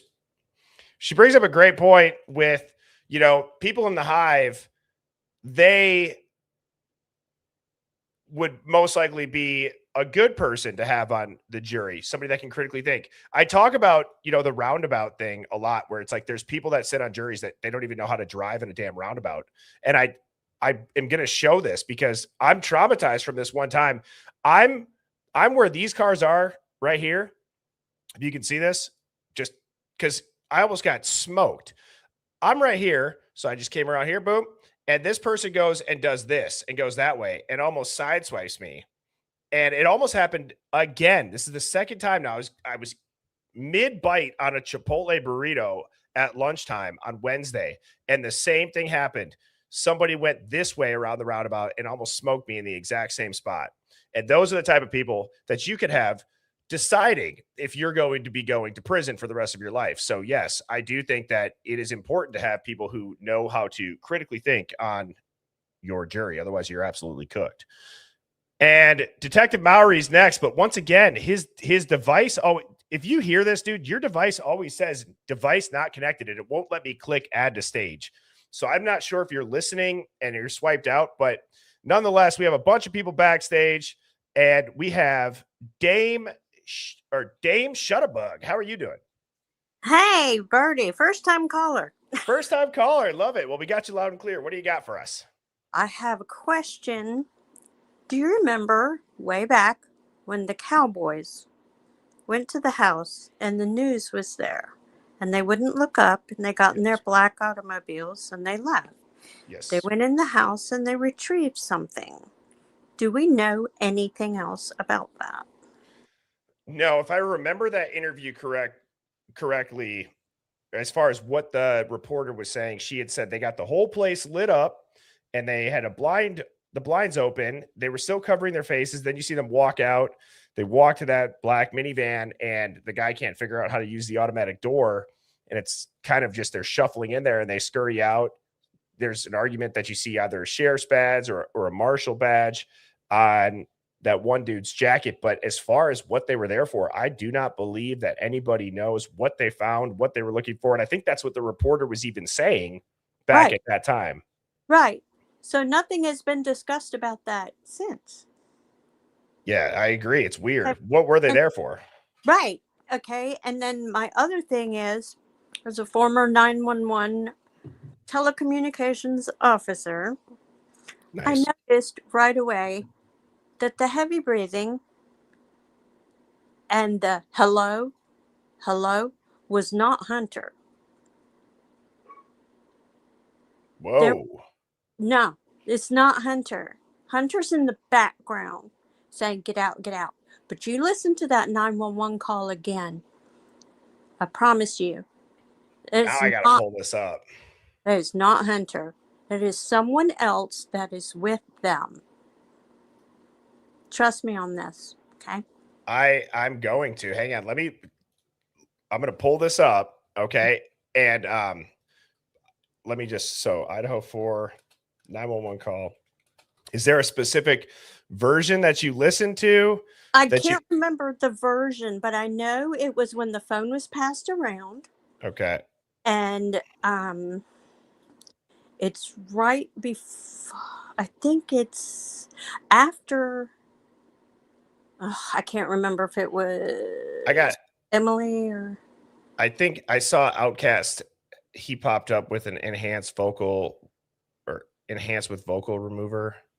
I don't know if that's the right one. I don't think so, but if you go back to the very beginning, my training stays with me, and there are probably other 911 officers on here that the post training stays with you, and I hear it and I know it. Someone else, a male, was doing the and someone else was doing the hello. That was not Hunter.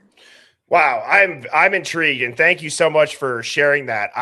So I'm gonna play that right now, but I'm gonna put you backstage because it's louder when I don't have two people sharing the mic connection. But thank you so much, Dame Shutterbug, for calling in and sharing that. I will play that now. Okay, thanks. Yep, have a good weekend. Thank you. You too. Yep, bye-bye. Great call. I love that. So okay, let's listen to this now. This is not Outkast. This is actually somebody else that has the audio enhanced. I was curious. I thought by the description, maybe Outkast had removed the vocals just to hear background noise. I might have interpreted that wrong, but I'm going to play this one. Something is happening. To keep the phone, stop. Sorry, and are you with the patient? Okay, I need someone to keep the phone, stop passing it around. Can I just tell you what happened pretty much? What is going on currently? Is someone passed out right now? I don't really know, but pretty much at 4 a.m. Okay, I need to know what's going on right now if someone is passed out. Can you find that out? Yeah, I'll come. Come on, Muffin, you gotta go check.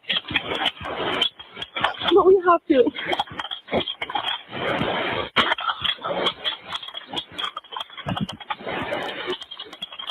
Is he passed out?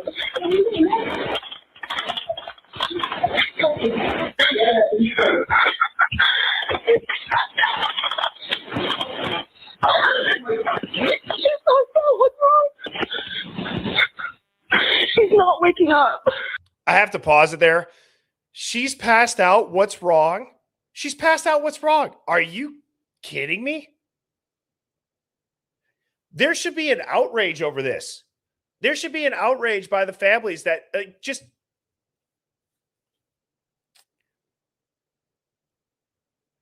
I feel that in my gut. Like literally, I feel that in my gut hearing that she's passed out. What's wrong? Really? It's broad daylight. You don't see blood spattered all over the wall in the mirror. You don't see the French fries everywhere. You don't see Ethan dead on the bed with so much blood coming out of him that it's leaking through the foundation of the house. And you don't even mention him. Yeah, you know what's wrong. That's exactly right, UFO dog. Okay, one moment. I'm getting help started that way.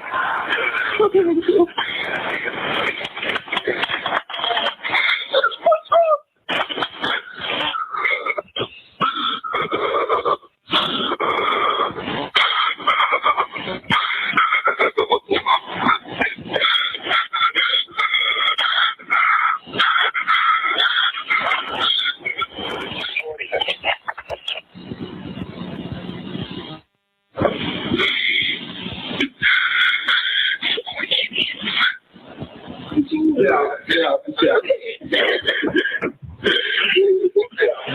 So that doesn't make any sense.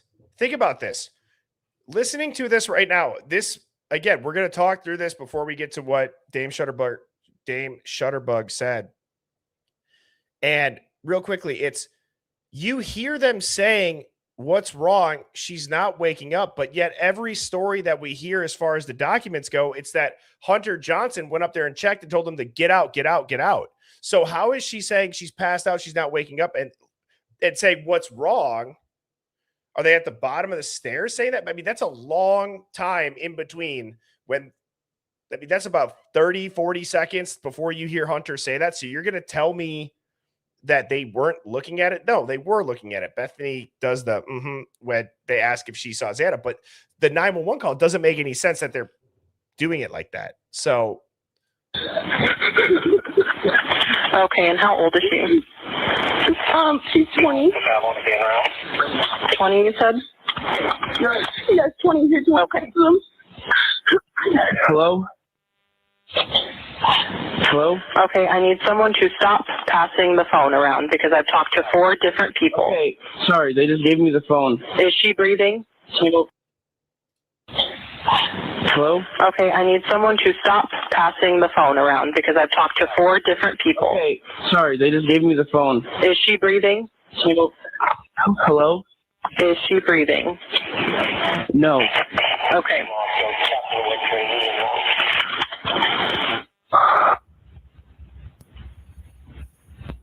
You need to talk to them, okay? I can't talk to them. I need you to talk to them. Hello? Okay. it's also weird. It's such a manipulated call.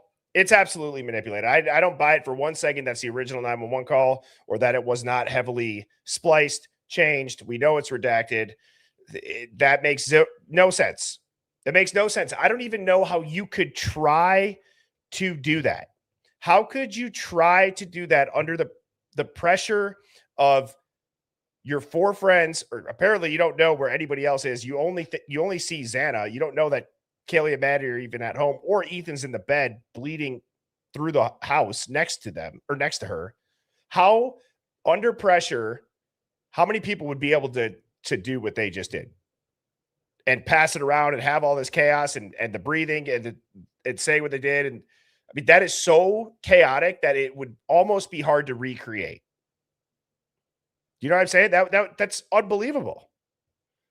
So anyways, before I lose my mind on it, let's get the next caller on up here. We have, I can't see the name. Is it Scouse Girl? Formerly something? Scouse Girl. What's going on? Hello, my love. Can you hear me? I can hear you loud and clear. I hope you understand me because I'm from Liverpool, so it's like, and I'm quite nervous. First time calling in. Basically, I think it's all a load of bullshit. I think it's the worst thing I've ever seen in my fucking life. I mean, we don't have nothing like that over here. We don't have frats. We don't have anything like that. Sorry for the swearing. But it's the biggest cover-up. It's a rabbit hole that we're going to have to go deeper and deeper and deeper into because there's so much more going on. And the parents, I'm disgusted with, because if I've got kids, I've got 5, I've got 2 girls and 3 boys. And if they were my kids, I would be fighting tooth and nail to find out what the fuck happened to my kids and who done it. And it wouldn't be, there's no way it's one person. It's impossible. Absolutely fucking impossible. And I'd die without my kids. My kids, they just seem to be, it's money. They're looking for money, and that's how it looks to me. It really does. And I think it's disgusting. I've watched the parents, especially as Stevie J, I think, is that the name? I think it is, isn't it? Yeah. Yeah, I've watched them on TV, and I'm like, you don't even look, they don't look upset. They don't look bothered. You know, that was me. I'd be distraught. I'd be in the mental hospital somewhere. It's my kids. It's your kids. They're your life. You know, and then not talking to one of them. I'm like, wow, what's going on with this? There's more to this. There's so much more to it. It's unbelievable. I've studied criminology. I'm a criminology student. And if, you know what? I could get done for it, studying criminology, because I know how to get away with stuff, but I wouldn't. Obviously, I'm 62. I'm too old for that anyway. Excuse me. But I've been on Severoscope, and I've messaged him, and I've told him about your show, and I've told him about this case, and I've given him a few details. He's looking into it. He's going to get in touch with you, and he wants to come on, I think, as a guest. I said, he's brilliant, absolutely brilliant. He can pick liars up just from speech alone. Well, yes, please. Again, birdieshivemind@gmail.com. I will, and mods, let's keep an eye out for that, because I actually went, I looked up I looked them up after that live. But yes, that would be awesome, because whether it's a body language expert, an actual language expert who can tell with the inflections of people's voice, that would be interesting. He's absolutely brilliant. He's done the Watts case and Nicole Kessinger, and he's got her to a T. Got her right down to the lies that she told, and he picks all the things out. Yeah, I'm learning lots actually. I'm picking up liars, which is not good. You let things off him. But yeah, I've asked him to get in touch with you. Because I've never seen a case like this in my life. I think it's disgusting. I think the parents are disgusting. I really don't. I've got 5 kids. They're all adults now. Like that, I've got a 22-year-old. He's autistic. But, you know, if it was my children, I would be fighting. I'd want to know the truth. And I know I would not be one person. Not for that. And the blood, and they sound like they're outside on that phone call. That phone call sounds like they're outside. Well, them bodies were in the house. So how the hell did she see? Do you know what I mean? I would not be able to keep my cool on the roommates. I really wouldn't. Like, it's hard to do it now as we're just bystanders. Imagine being the parent. I mean, and really, that's what you get for closure. You get, I was drunk, pretty much. I don't remember you, and you don't call for 8 hours. I'd have it strapped up in my house and getting the truth out of it myself. I'd be stripping it down and I'd want the fucking truth. Yeah. You tell me the truth or else. But there's so much to it, Eddie, honest to God. That's a rabbit hole and it's going deeper and deeper. And I think there's so much more to it. And that poor Brian, I feel sorry for him. He's sitting in prison. He's probably done nothing wrong. And you know what? He looks like he's snapping off. Do you know what I mean? Right. I mean, it's just, it is very sad to think about. And what time is it over by you, by the way? It's 5 to 6 in the morning. Well, I appreciate you staying up, or if you're up early, thank you for taking the time to call in. I agree. I love your show, bad I won't miss it. I love it. I love it. Well, thank you so much. I hope you enjoy the rest of your day and have a fantastic weekend. You too. Thanks, baby. Take care. Yep, you too. Bye-bye. Cheers. See you later. Bye-bye. Yeah, I love calls like this. This is my favorite thing to do with the Hive is sit back and just chat and have great conversation. I saw Blue Eyed Candy had asked a great question. Blue Eyed Candy had said, Bertie, can you look up Idaho law on failure to render aid or call for help during a crime or accident? And what I have found here is that, yes, Idaho has a specific law requiring drivers, okay, to stop and render aid, which includes calling for help or arrange medical assistance. But there is no general law imposing a duty on bystanders or non-involved parties to render aid or call for help during a crime or non-vehicle accident. Okay, so it doesn't apply to murder. It applies to a fender bender. You can potentially kill somebody in a car, and if you leave, then that's a problem. And if you don't render aid, then that's a problem when it comes to a vehicle. But calling for help during a crime or a non-vehicle accident, then no. Idaho does not have a general bad Samaritan or duty to rescue law that criminally punishes ordinary people or bystanders for failing to render aid or call for help during a crime or non-vehicle accident. What is everybody's take on that? Should it absolutely be? I mean, it's weird that you would have to have a crime because you'd think that somebody's moral conscience and just the want to help somebody in need, you wouldn't even have to discuss this, for God's sakes. If you can help somebody that's about to die, right? I mean, obviously there's always the situation where, okay, if the killer is still there and actively killing people, that's so much different. But if it's, I find that actually very just shocking. Unbelievable. Great question, Blue Eyed Candy. All right, next up we got Nina Love. How are you doing? You are on mute, by the way. Nina, you're on mute. Oh, there you go. I am doing good. How are you? I'm doing great. Can you hear me? Us? Yep. Oh, back on mute. We'll figure it out. Hello. We got you loud and clear. Can you hear me? I think it's unmuted. Can you hear me now? Yeah. Okay, hang on. So this happens sometimes. So Nina, call back in. I believe that what happens whenever you all can't hear me is that you still have YouTube open. That's got to be it. I don't know any other reason, because it seems like you got to exit out of YouTube and then you got to give access to StreamYard to your microphone. Okay, so let's see if this worked. Okay, Nina, are you there? Okay, can you hear me now? Yes. Can you hear me? Hello?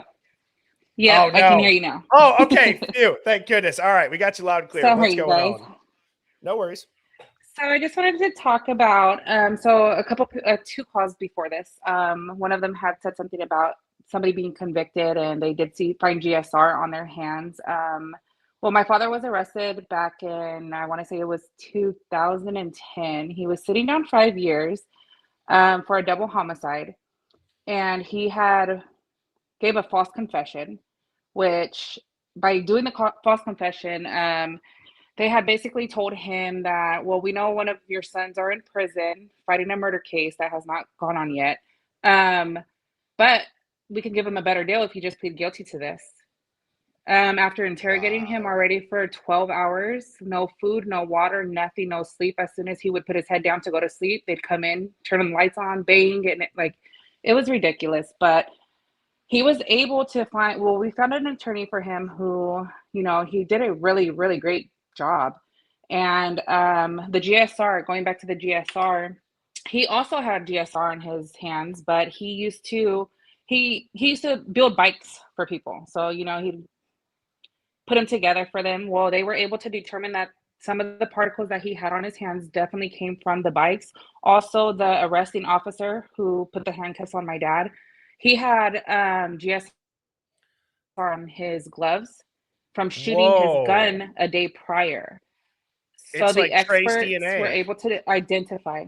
Yes, most definitely. That's why I was like, with this case, the same thing. Like, even if it was like, people are saying, well, why did he plead guilty? Because sometimes you don't know what it is like behind that. You don't know. Maybe he did use his family. And I mean, obviously you could tell he cares for his family very much, and it was just like, it's a messed up situation. But I mean, my dad was not convicted. Thank God. It was shown that it happened. Like, two people actually committed this murder, and it was outrageous. Like, That's terrifying. it was insane. But also I did want to, like, I don't know, I guess I need some kind of like legal advice. I don't know if there's anybody who was on here that could possibly help. Today, my stepson actually was going through trial this past 2 weeks, and he was found guilty on it was murder in the second degree, which made no sense to me, because hearing everything going on with the case, they had nothing on him, no evidence whatsoever. They didn't even have expert witnesses come up, nothing. And it was like, they took their whole case was based off of two witnesses who were actually at the hotel in the room, that had more of a motive, that had more of the chance to go ahead and murder this person that was killed. And she went on the stand. She stated on the stand that, it could have been my husband. I think it was my husband who shot him. And they still, even though she gave three different opinions on her, her statement, she went back on it. They still were able to convict him on second-degree murder today. Wow. And I don't understand it. Like, you don't listen to the evidence. You're not, I mean, I don't know what else to do. I'm actually looking for a different attorney now. He has not been sentenced. So, What I state mean, are you in? I'm in California. I mean, obviously the custody queens wouldn't do that, but I'm sure that within their network of people, they would know. I know Ron was an appellate attorney, and I would say, are you in our Discord by chance? I would just say, if you're not in our Discord, that would probably be the best place to start putting that out there. But also, people listening to this, if anybody wants or has an attorney in California, just reference Nina Love, NEENALUHV, and send that to birdieshivemind@gmail.com. And then, Nina, why don't you send us an email as well, just so we have your contact information. If we get anything, I'll forward it to you. But that's crazy. That sounds and great. So I have so many questions, and I'm sure it's fresh for you. And obviously, the best of luck to you and your stepson. I mean, if that's just unbelievable. This seems to be It happening is. quite a bit where people are in situations that just sucks. Most definitely. I mean, it was in Sacramento, so Sacramento is obviously state of California, main one, but it's like it just didn't make any sense to me. As soon as I walked out the courtroom, I'm like, okay, let me look for a different lawyer who's gonna, an expert at these things. Like it just, you hear all the evidence and you're like, oh, yep, we got it. You know how they bring it to the attention, like, oh, yep, this is a slam dunk case. We thought the same thing instantly, and then when they read the verdict back, I'm like, how? Like, were you not paying attention? So Jesus Christ, Nina. I mean, you got your brother, your father, your stepson, right? Yes. My brother actually, yes, he did. He did 50. Well, he was sentenced 15 years. He did 12 of those 15 years, and he's been home, and he's been, completely out of trouble, even though they had nothing on him as well, which was so insane. But for his co-defendants to be able to get a plea deal, he had to take one as well. So basically admitting to something he didn't do by his friends being able to, get a plea deal and then actually being able to come home. My dad was offered 99 years per person if he was convicted. And that was his plea deal, 99 years per person. And he was like, you know what? You could shove it up your ass. I'd rather go to trial. We'll see. So afterwards, the DA walked up to my sister and was like, I knew your dad was innocent the whole time. I was just doing my job. Oh my God. See, Like, that makes me want to puke. That makes me want to puke. So it is correct. Most definitely is. And this is like this case, like, I don't know. I remember it first happening, and I was just like, oh my goodness, that is so sad. I remember seeing the video of them, them arresting him. And I'm just like, how? Him with 4 people? Like, how is that even possible? Look at this But, guy. it was insane. But I do want to thank you for everything. I mean, I am on your guys' Discord, and it has helped me a lot with different questions on multiple things, like not even just this case. So I have been definitely looking forward to these every day. Well, I appreciate you calling in, Nina Love. Like I said, send me an email, birdieshivemind@gmail.com, and we'll keep an eye out for it, myself and the mods. And then obviously, take care of yourself too. That's a lot. So I hope you have a relaxing weekend ahead of you. Thank you. You as well. Good night. Yep. Good night. Cheers.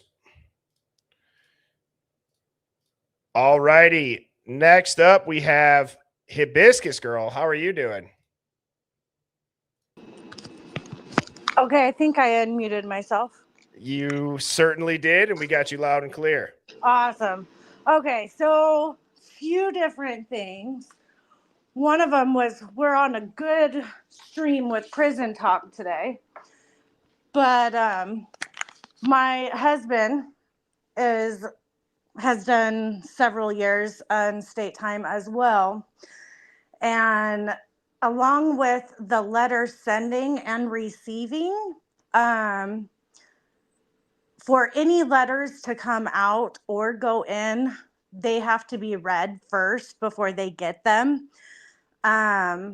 And pictures, you couldn't write on pictures if you go to send them. You can't use gel ink.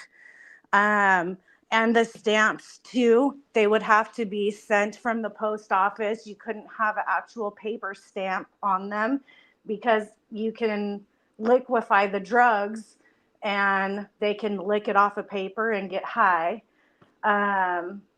So that was a huge ordeal. Same with, you can only have so many pages. He couldn't have more than 2 pages. So front and back of a paper on 2 pages. That's it. Nothing more. And then only 8 pictures at a time could be sent. And then the phone calls. And he wasn't in PC at all, which is private custody or protective custody. So he was in general pop, but they do a paper check, quote unquote, for when you're new and you get there. They want to see what your offenses are and see if you're going to end up with what kind of cellie you're going to end up with. And he ended up getting a lifer at one point while they were in transition, waiting to be sent to the prison that they're going to do the remainder of their time. And the lifer was being sent to another prison as well. Otherwise, they don't stick lifers with other people. And so he was in there from a vehicular homicide when he was 22 years old. A lady that didn't have her license, had eye surgery 3 days before, and was 86 years old, blew a stop sign, and he T-boned her. And she died the next day at the hospital. And he was convicted of vehicular homicide. And shitty deal all around. Oh my God. Yep. I have goosebumps on my leg right now. And so when you were doing the roundabout picture a little bit ago, my voice is still shaky because that's what we have around here are roundabouts, and that's where he was. So he's 46 years old now and PTSD driving like a mother. And yeah, that is bad all the way around in that area. But he sees me watch you religiously. You're my TV boyfriend because I don't watch TV, but I watch you every day, so it's kind of funny. But he's listened to this and he was like, there is no way in hell that Brian is getting anybody's mail. He said he guarantees you that the guards are throwing it away the second it comes in. And he said he would be very surprised too if Brian ever got out of protective custody, just because the stakes on his head is a liability for them because they have to protect him. That's their job. But there's always your slinky link somewhere that will like leak the pictures out, or let Epstein walk out, or Right. it happens. It sure happens. That's crazy. Yeah. So there's always ways to get through. Not everyone's corrupt, but not everyone's legit either.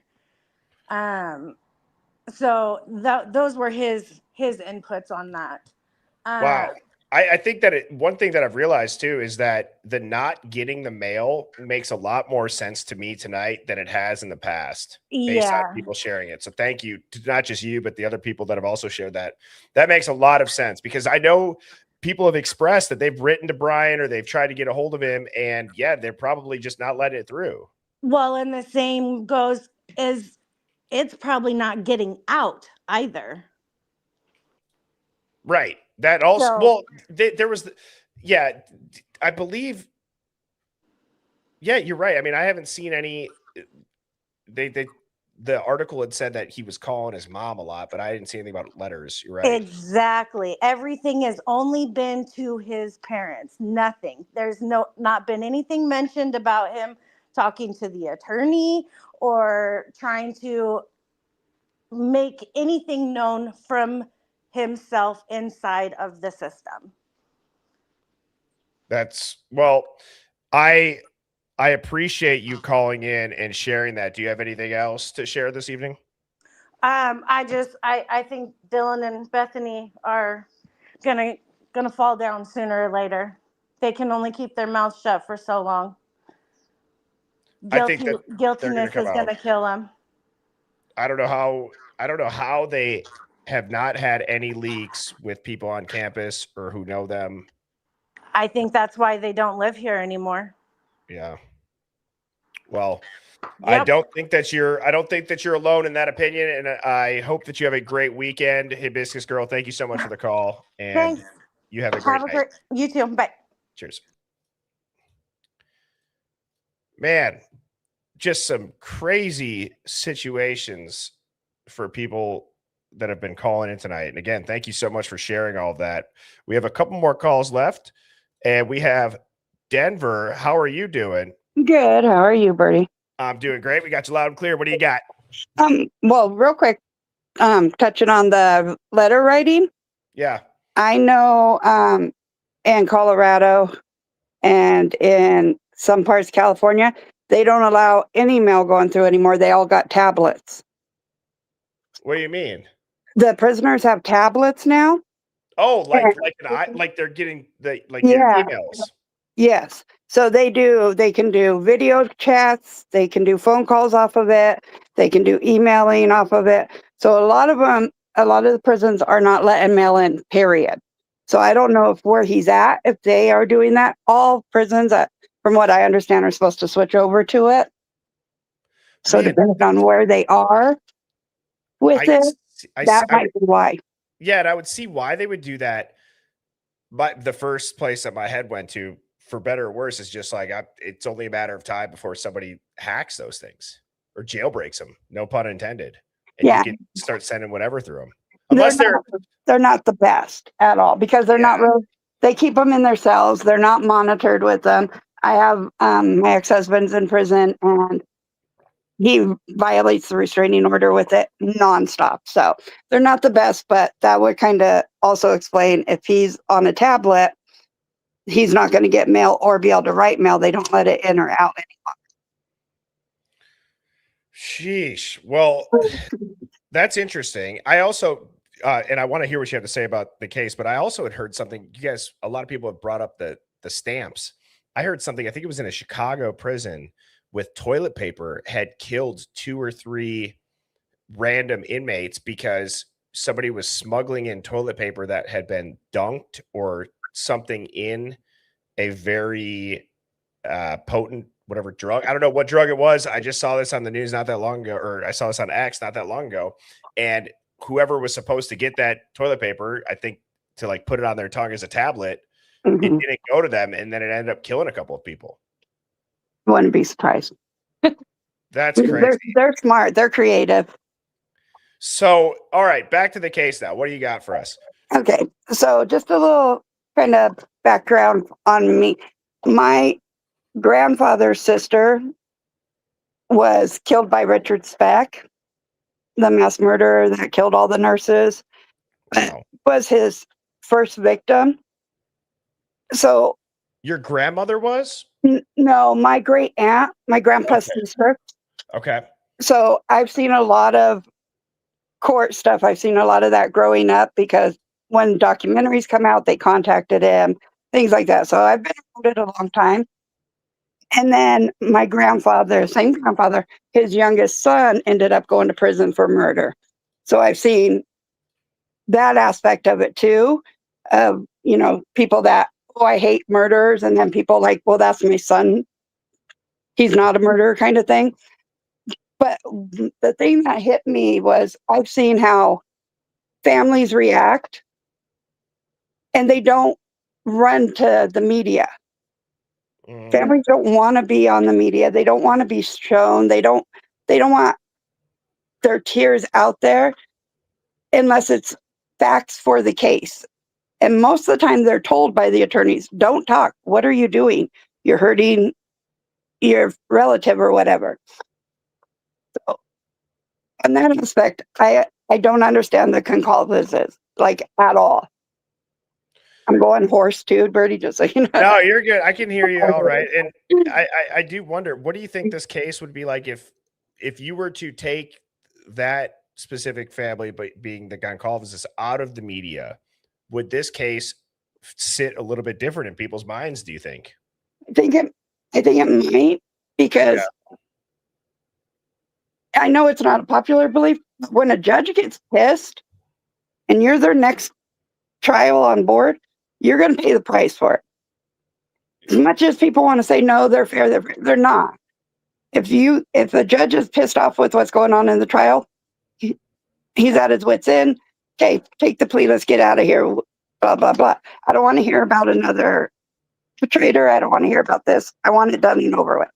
So it could have changed a lot. But also I was on the body cam videos of the cops. I thought it was kind of funny that police officer stated that he can't believe there's no track marks of the killer leaving. Right. But who's to say the killer left? Yeah. And who's to say that they weren't hanging out in Bethany's room down there while everything was being cleaned up? That they went down there, they knew that whoever came over and did that, they were going to clean up, and they were told, you set your alarm for noon, and that's when you call. I've always wondered that in my head, that they went down there for a long time. You hear somebody's phone alarm. I believe it's Dylan or Bethany's phone alarm going off. And I've always wondered about how you'd stay in that house and why you'd not call. And one of the logical thoughts that comes into my mind is that they were told to go downstairs, but they were told to go downstairs, wait, don't come up here, don't look at what we're doing, and set an alarm. You can call 911 around this time. I personally don't even think it was that. Okay. I think they were involved, honestly. I think one of the biggest lies that Dylan told that the cops didn't really look into was I heard him say, it's okay, I'm here to help you. Because if you look at the Vampire Diaries, it says that verbatim in there.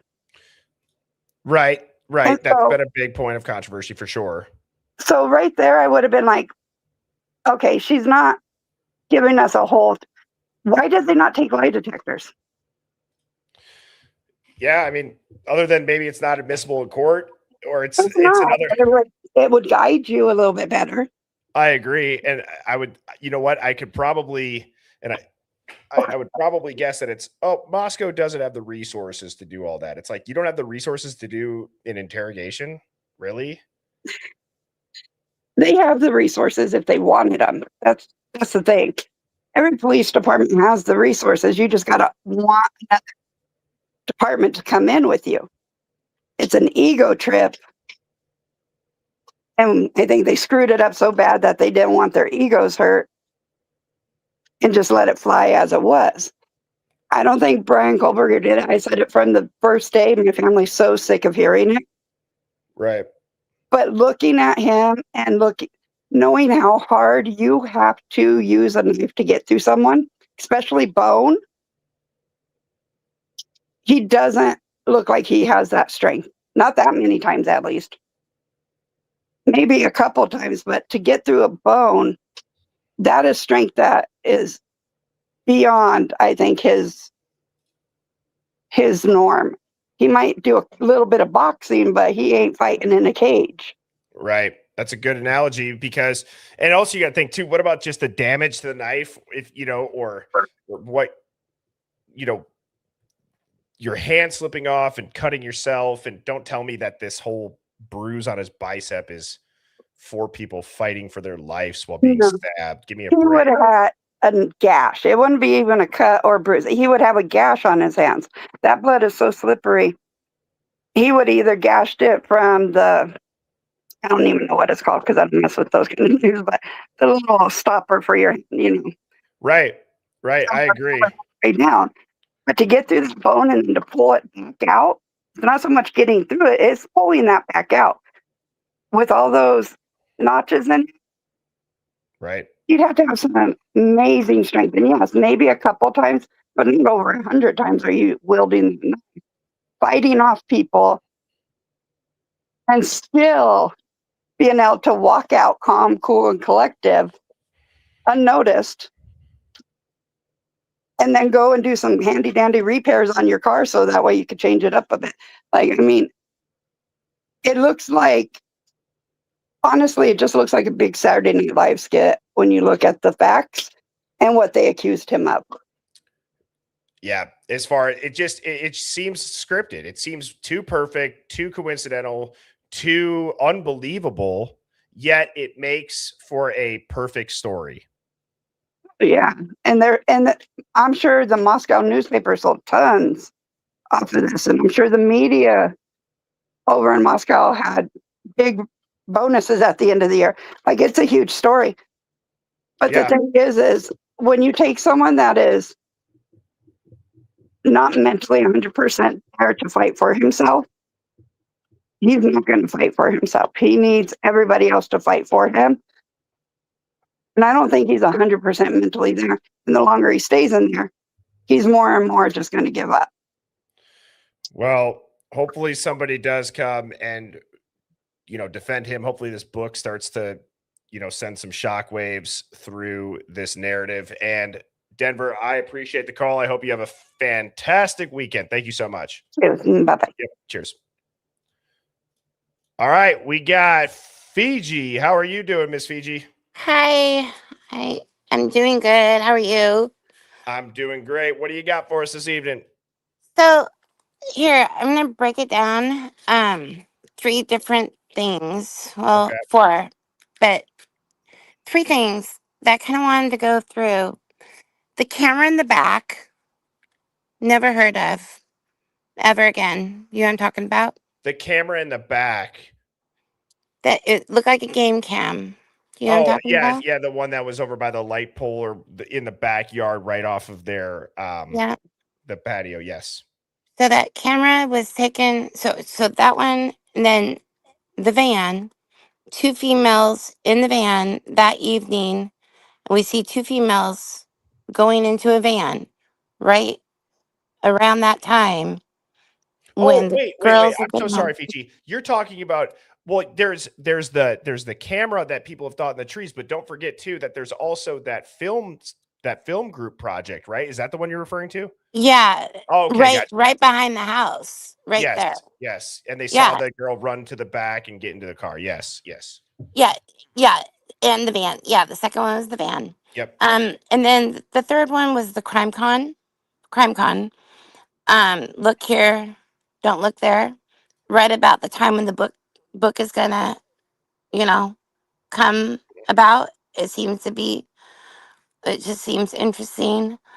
Um, and then the other thing is, how do I say it? I think all these cases, when I look, from mental health standpoint, you know, I'm a therapist and there's been a lot of strife with different channels. And I look at, there's a lot of people that come on these channels and they're looking for something and the cohesion. And this channel provides a lot of cohesion, And everyone's very kind. And I love that. Everyone's very kind in this channel. And I look at some of these other channels, they're not so kind.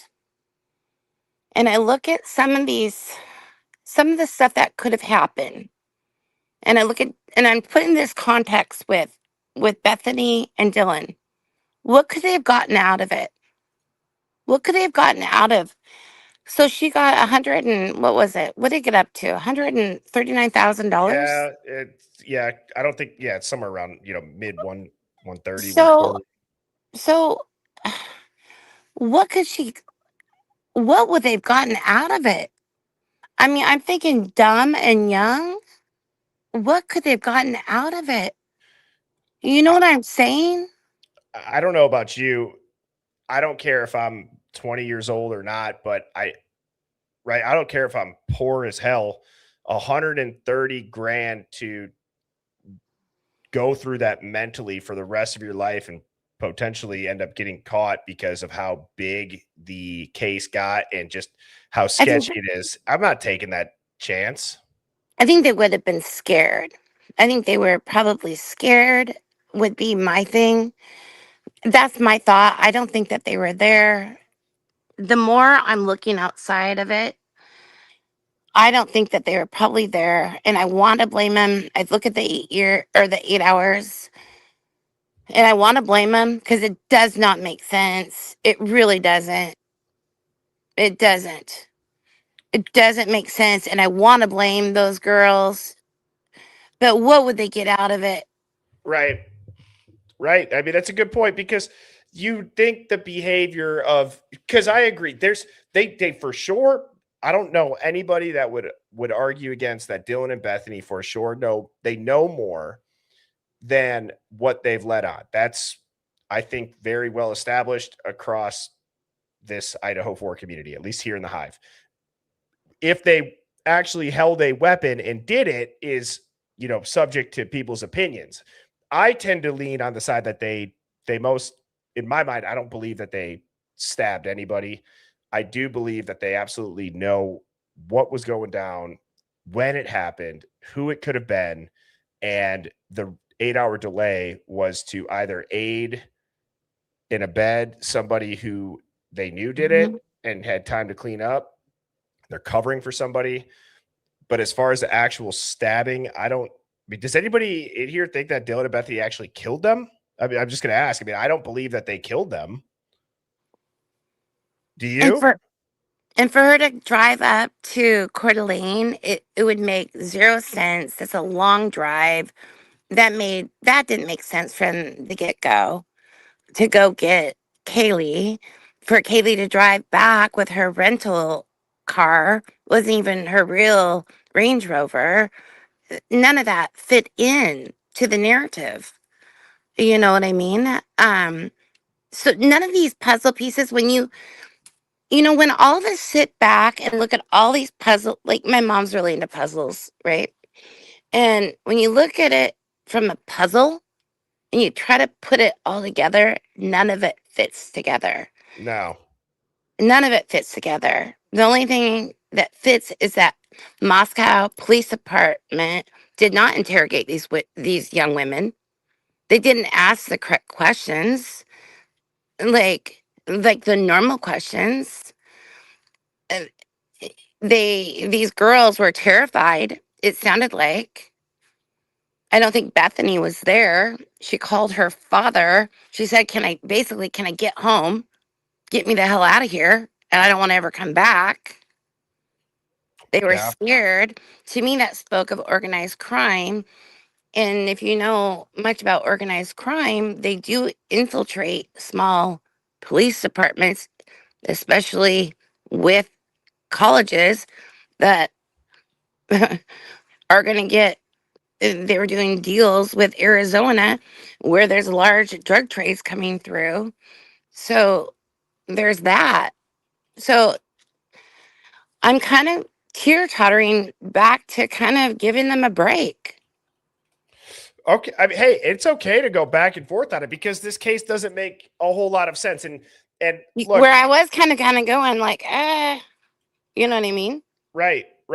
And as I also too, Fiji, just real quick, I just started a poll, Hive, that I'm just curious as far as people in here this evening with as far as what happened. Type of 1 if you believe that it was the frats, type of 2 if you believe that it was organized crime, meaning Aryan Knights cartel, things like that, will be option 2. Option 1 is frats. I'm just curious as far as this evening because I think Fiji, I know you follow this case, you've been in the Hive for a long time, and I think I've even myself, this whole frat angle, it's definitely perked my ears up way more than it has in the past with these interviews and with some of the stuff that I've been, reading, especially having, with Chris Whitcomb coming on. I'm so curious to see what is the angle that he will approach. Will he go down the background and the history of, Maddie and Xana's mom, or is he going to look at Dylan and Bethany? Is he which approach do you think he's going to take? Have you gotten the book yet? I've gotten the prologue like the extended prologue and about the author. Okay. So I heard DA, because they're doing the pre-question interview. So he's gotten the book, so he was able to do, but they're not going to have the interview, like in-person interview, which is interesting. I think you're the only one I've heard of that's going to have the in-person interview so far, which is very nice. I'm excited about that. Yeah. Yeah. So the camera in back has always been really interesting to me. I don't understand that camera in the back porch where that ladder was found. It's almost like a game cam. I would never want a camera pointing, into my kitchen area. And I don't remember where that was stated, but it was taken down and given back to whoever. It was like for some class, evidently. Do you remember hearing about that? Well, that's the thing that I was talking about where I saw the Facebook comment and there was a screenshot and it was on Reddit and it was talking about that they caught the girl running to the car, right? Is it that one? And I thought it was a time lapse.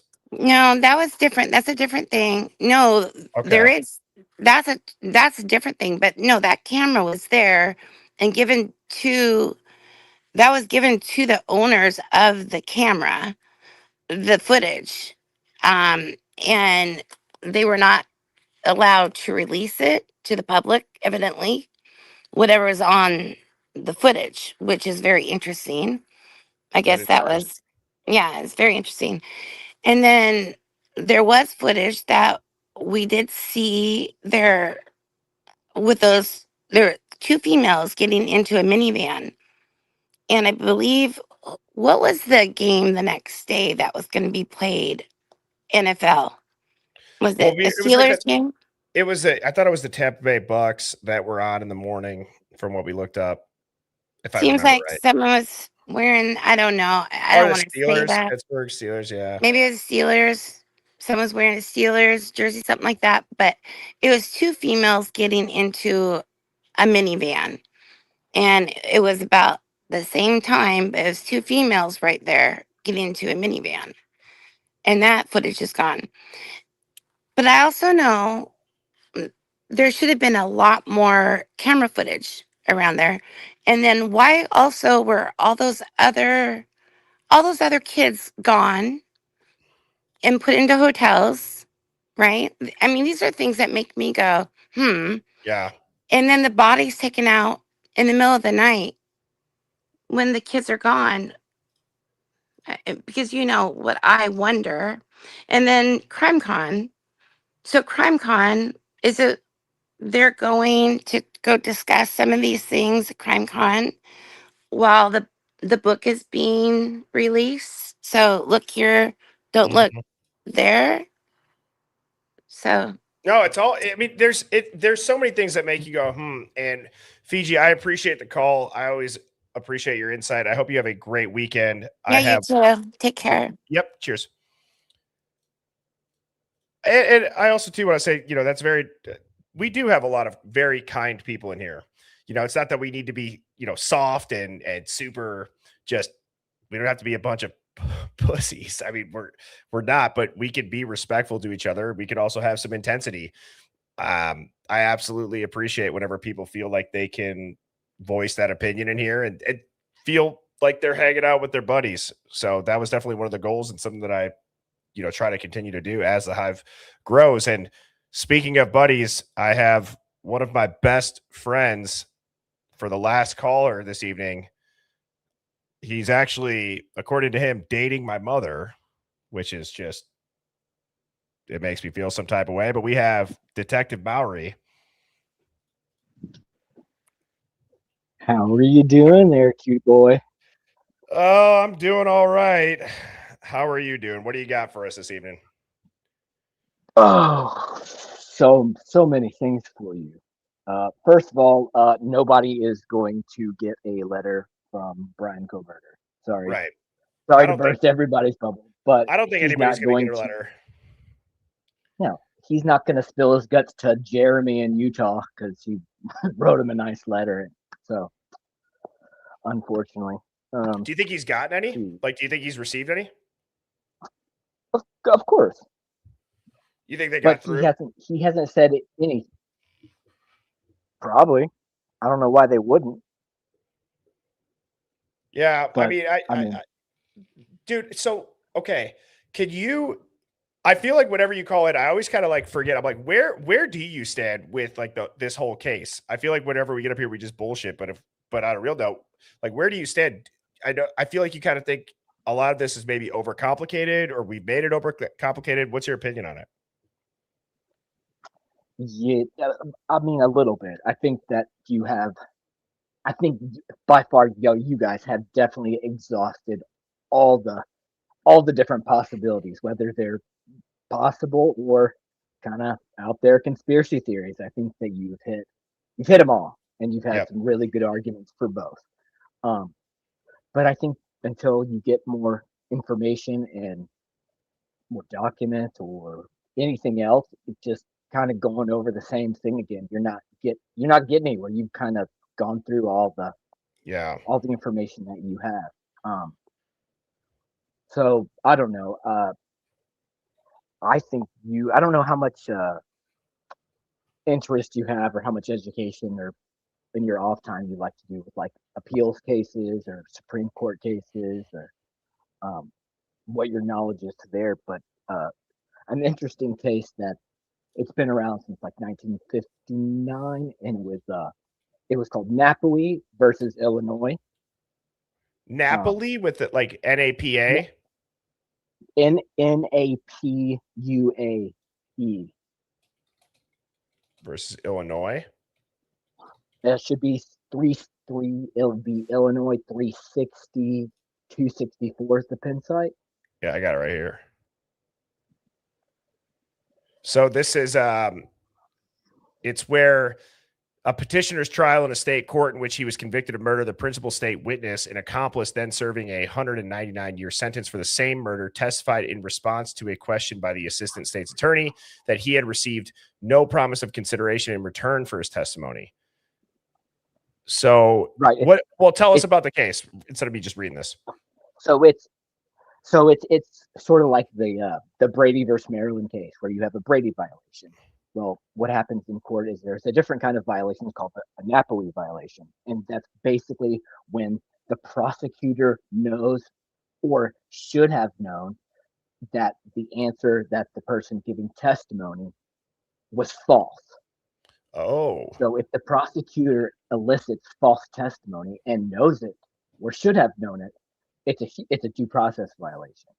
So any of these pretrial hearings where the officers got on the stand or potentially perjured themselves and the district attorney or Bill Thompson knew that, then that can always be brought up on appeal. Napoli, you can do tons of those types of cases. That's interesting. They actually have the transcript here.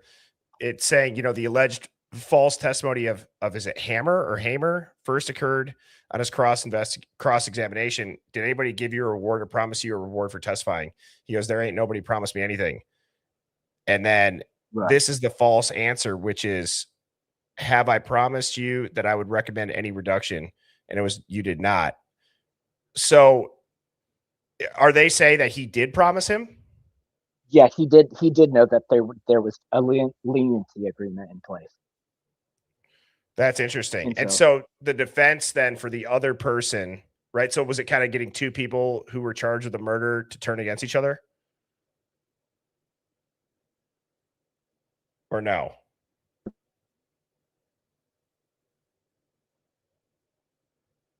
No. Why did that happen?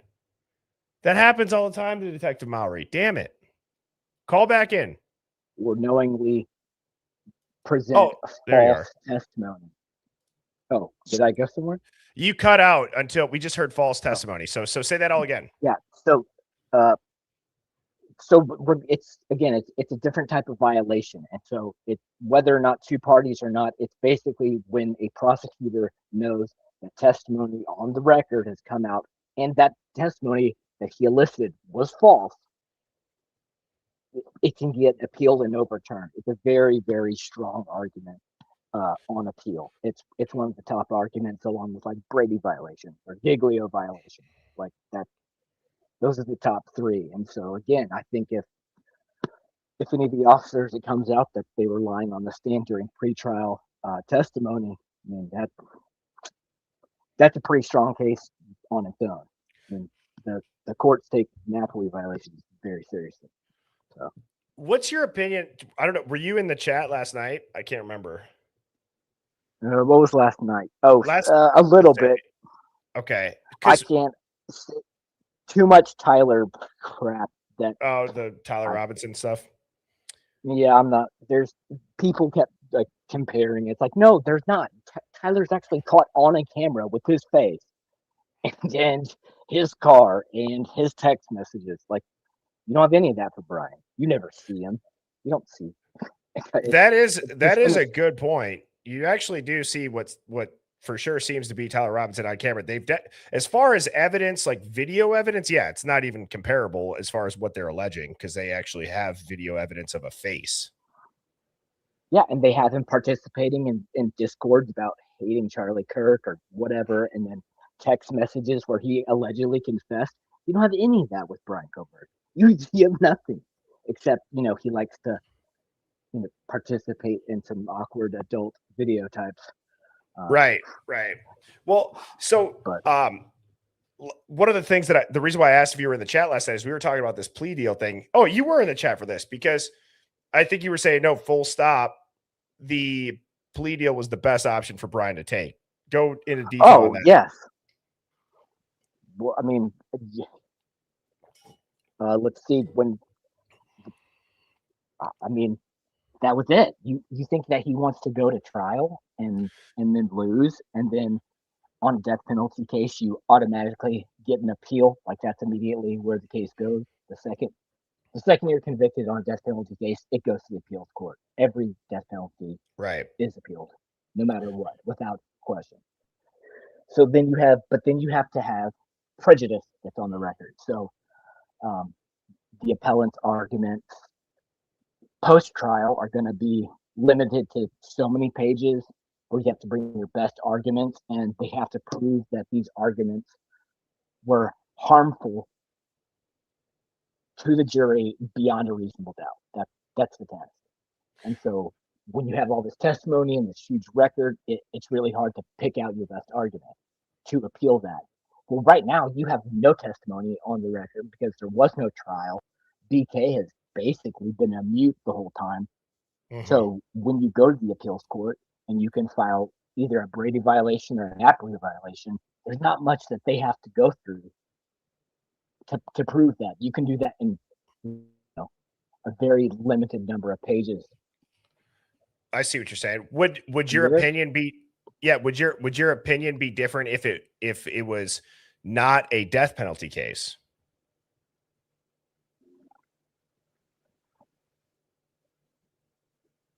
Not meaning, like, let's say that the death penalty wasn't on the table. Would it be different as far as the plea deal? So I'm saying, would you agree with him taking the plea deal as the best approach if the death penalty was not on the table? Like, let's say they would have gotten the death penalty struck and it wasn't a part of the punishment. Do you think that then the plea deal would have still been his best option? And I'm curious for people in the chat too, if you think that the death penalty wasn't going to be on the table, let's say that wasn't going to be a charge, should he have gone to trial then?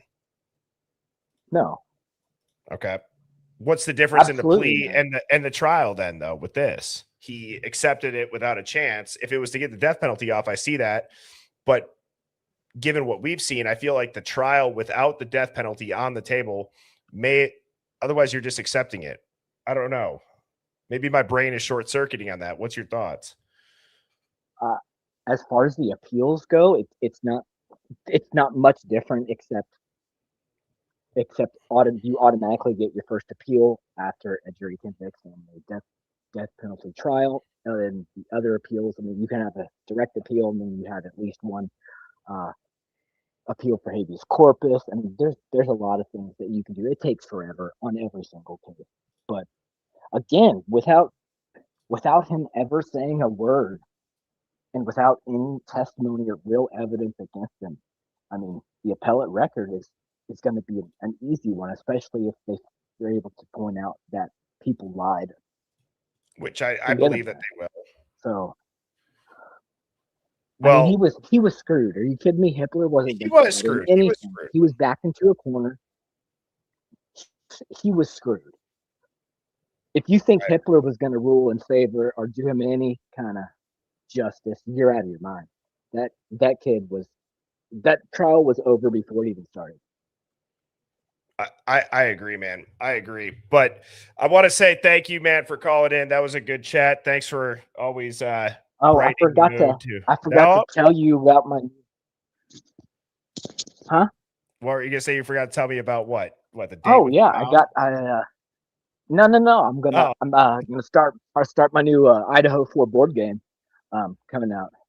You're gonna start a board game for real, or are you just fucking with us? Yeah, Idaho 4 board game with like trading cards. I have like the pre-plea Steve G card that's gonna be able to be your Showalter card, and then there's gonna be board cards, which kind of takes you back a couple steps. It's gonna be a lot of fun, man.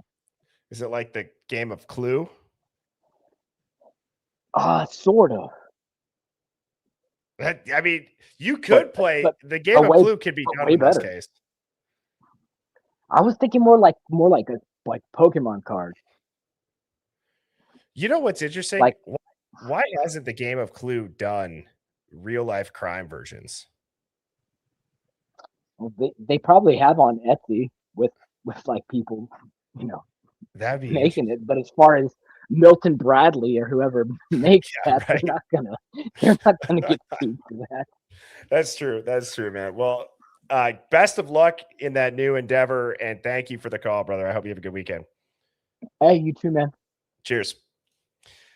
Well, Hive, that will be it for me for the rest of this weekend. I will be back on Monday night at 7 p.m. Central. I want to say, too, before I go, I look forward to the call-in shows. I enjoy hearing from you all. So thank you to everybody that did call in, that did share their stories, that shared their thoughts and their opinions. That's what the Hive is best at, speaking their mind. And please hit the like button. Please hit subscribe. I will see you guys on Monday. Have a great weekend. Cheers. Birds flying high, you know how I feel. Sun in the sky, you know how I feel. Breeze drifting on by, you know how I feel. It's a new dawn, it's a new day, it's a new life.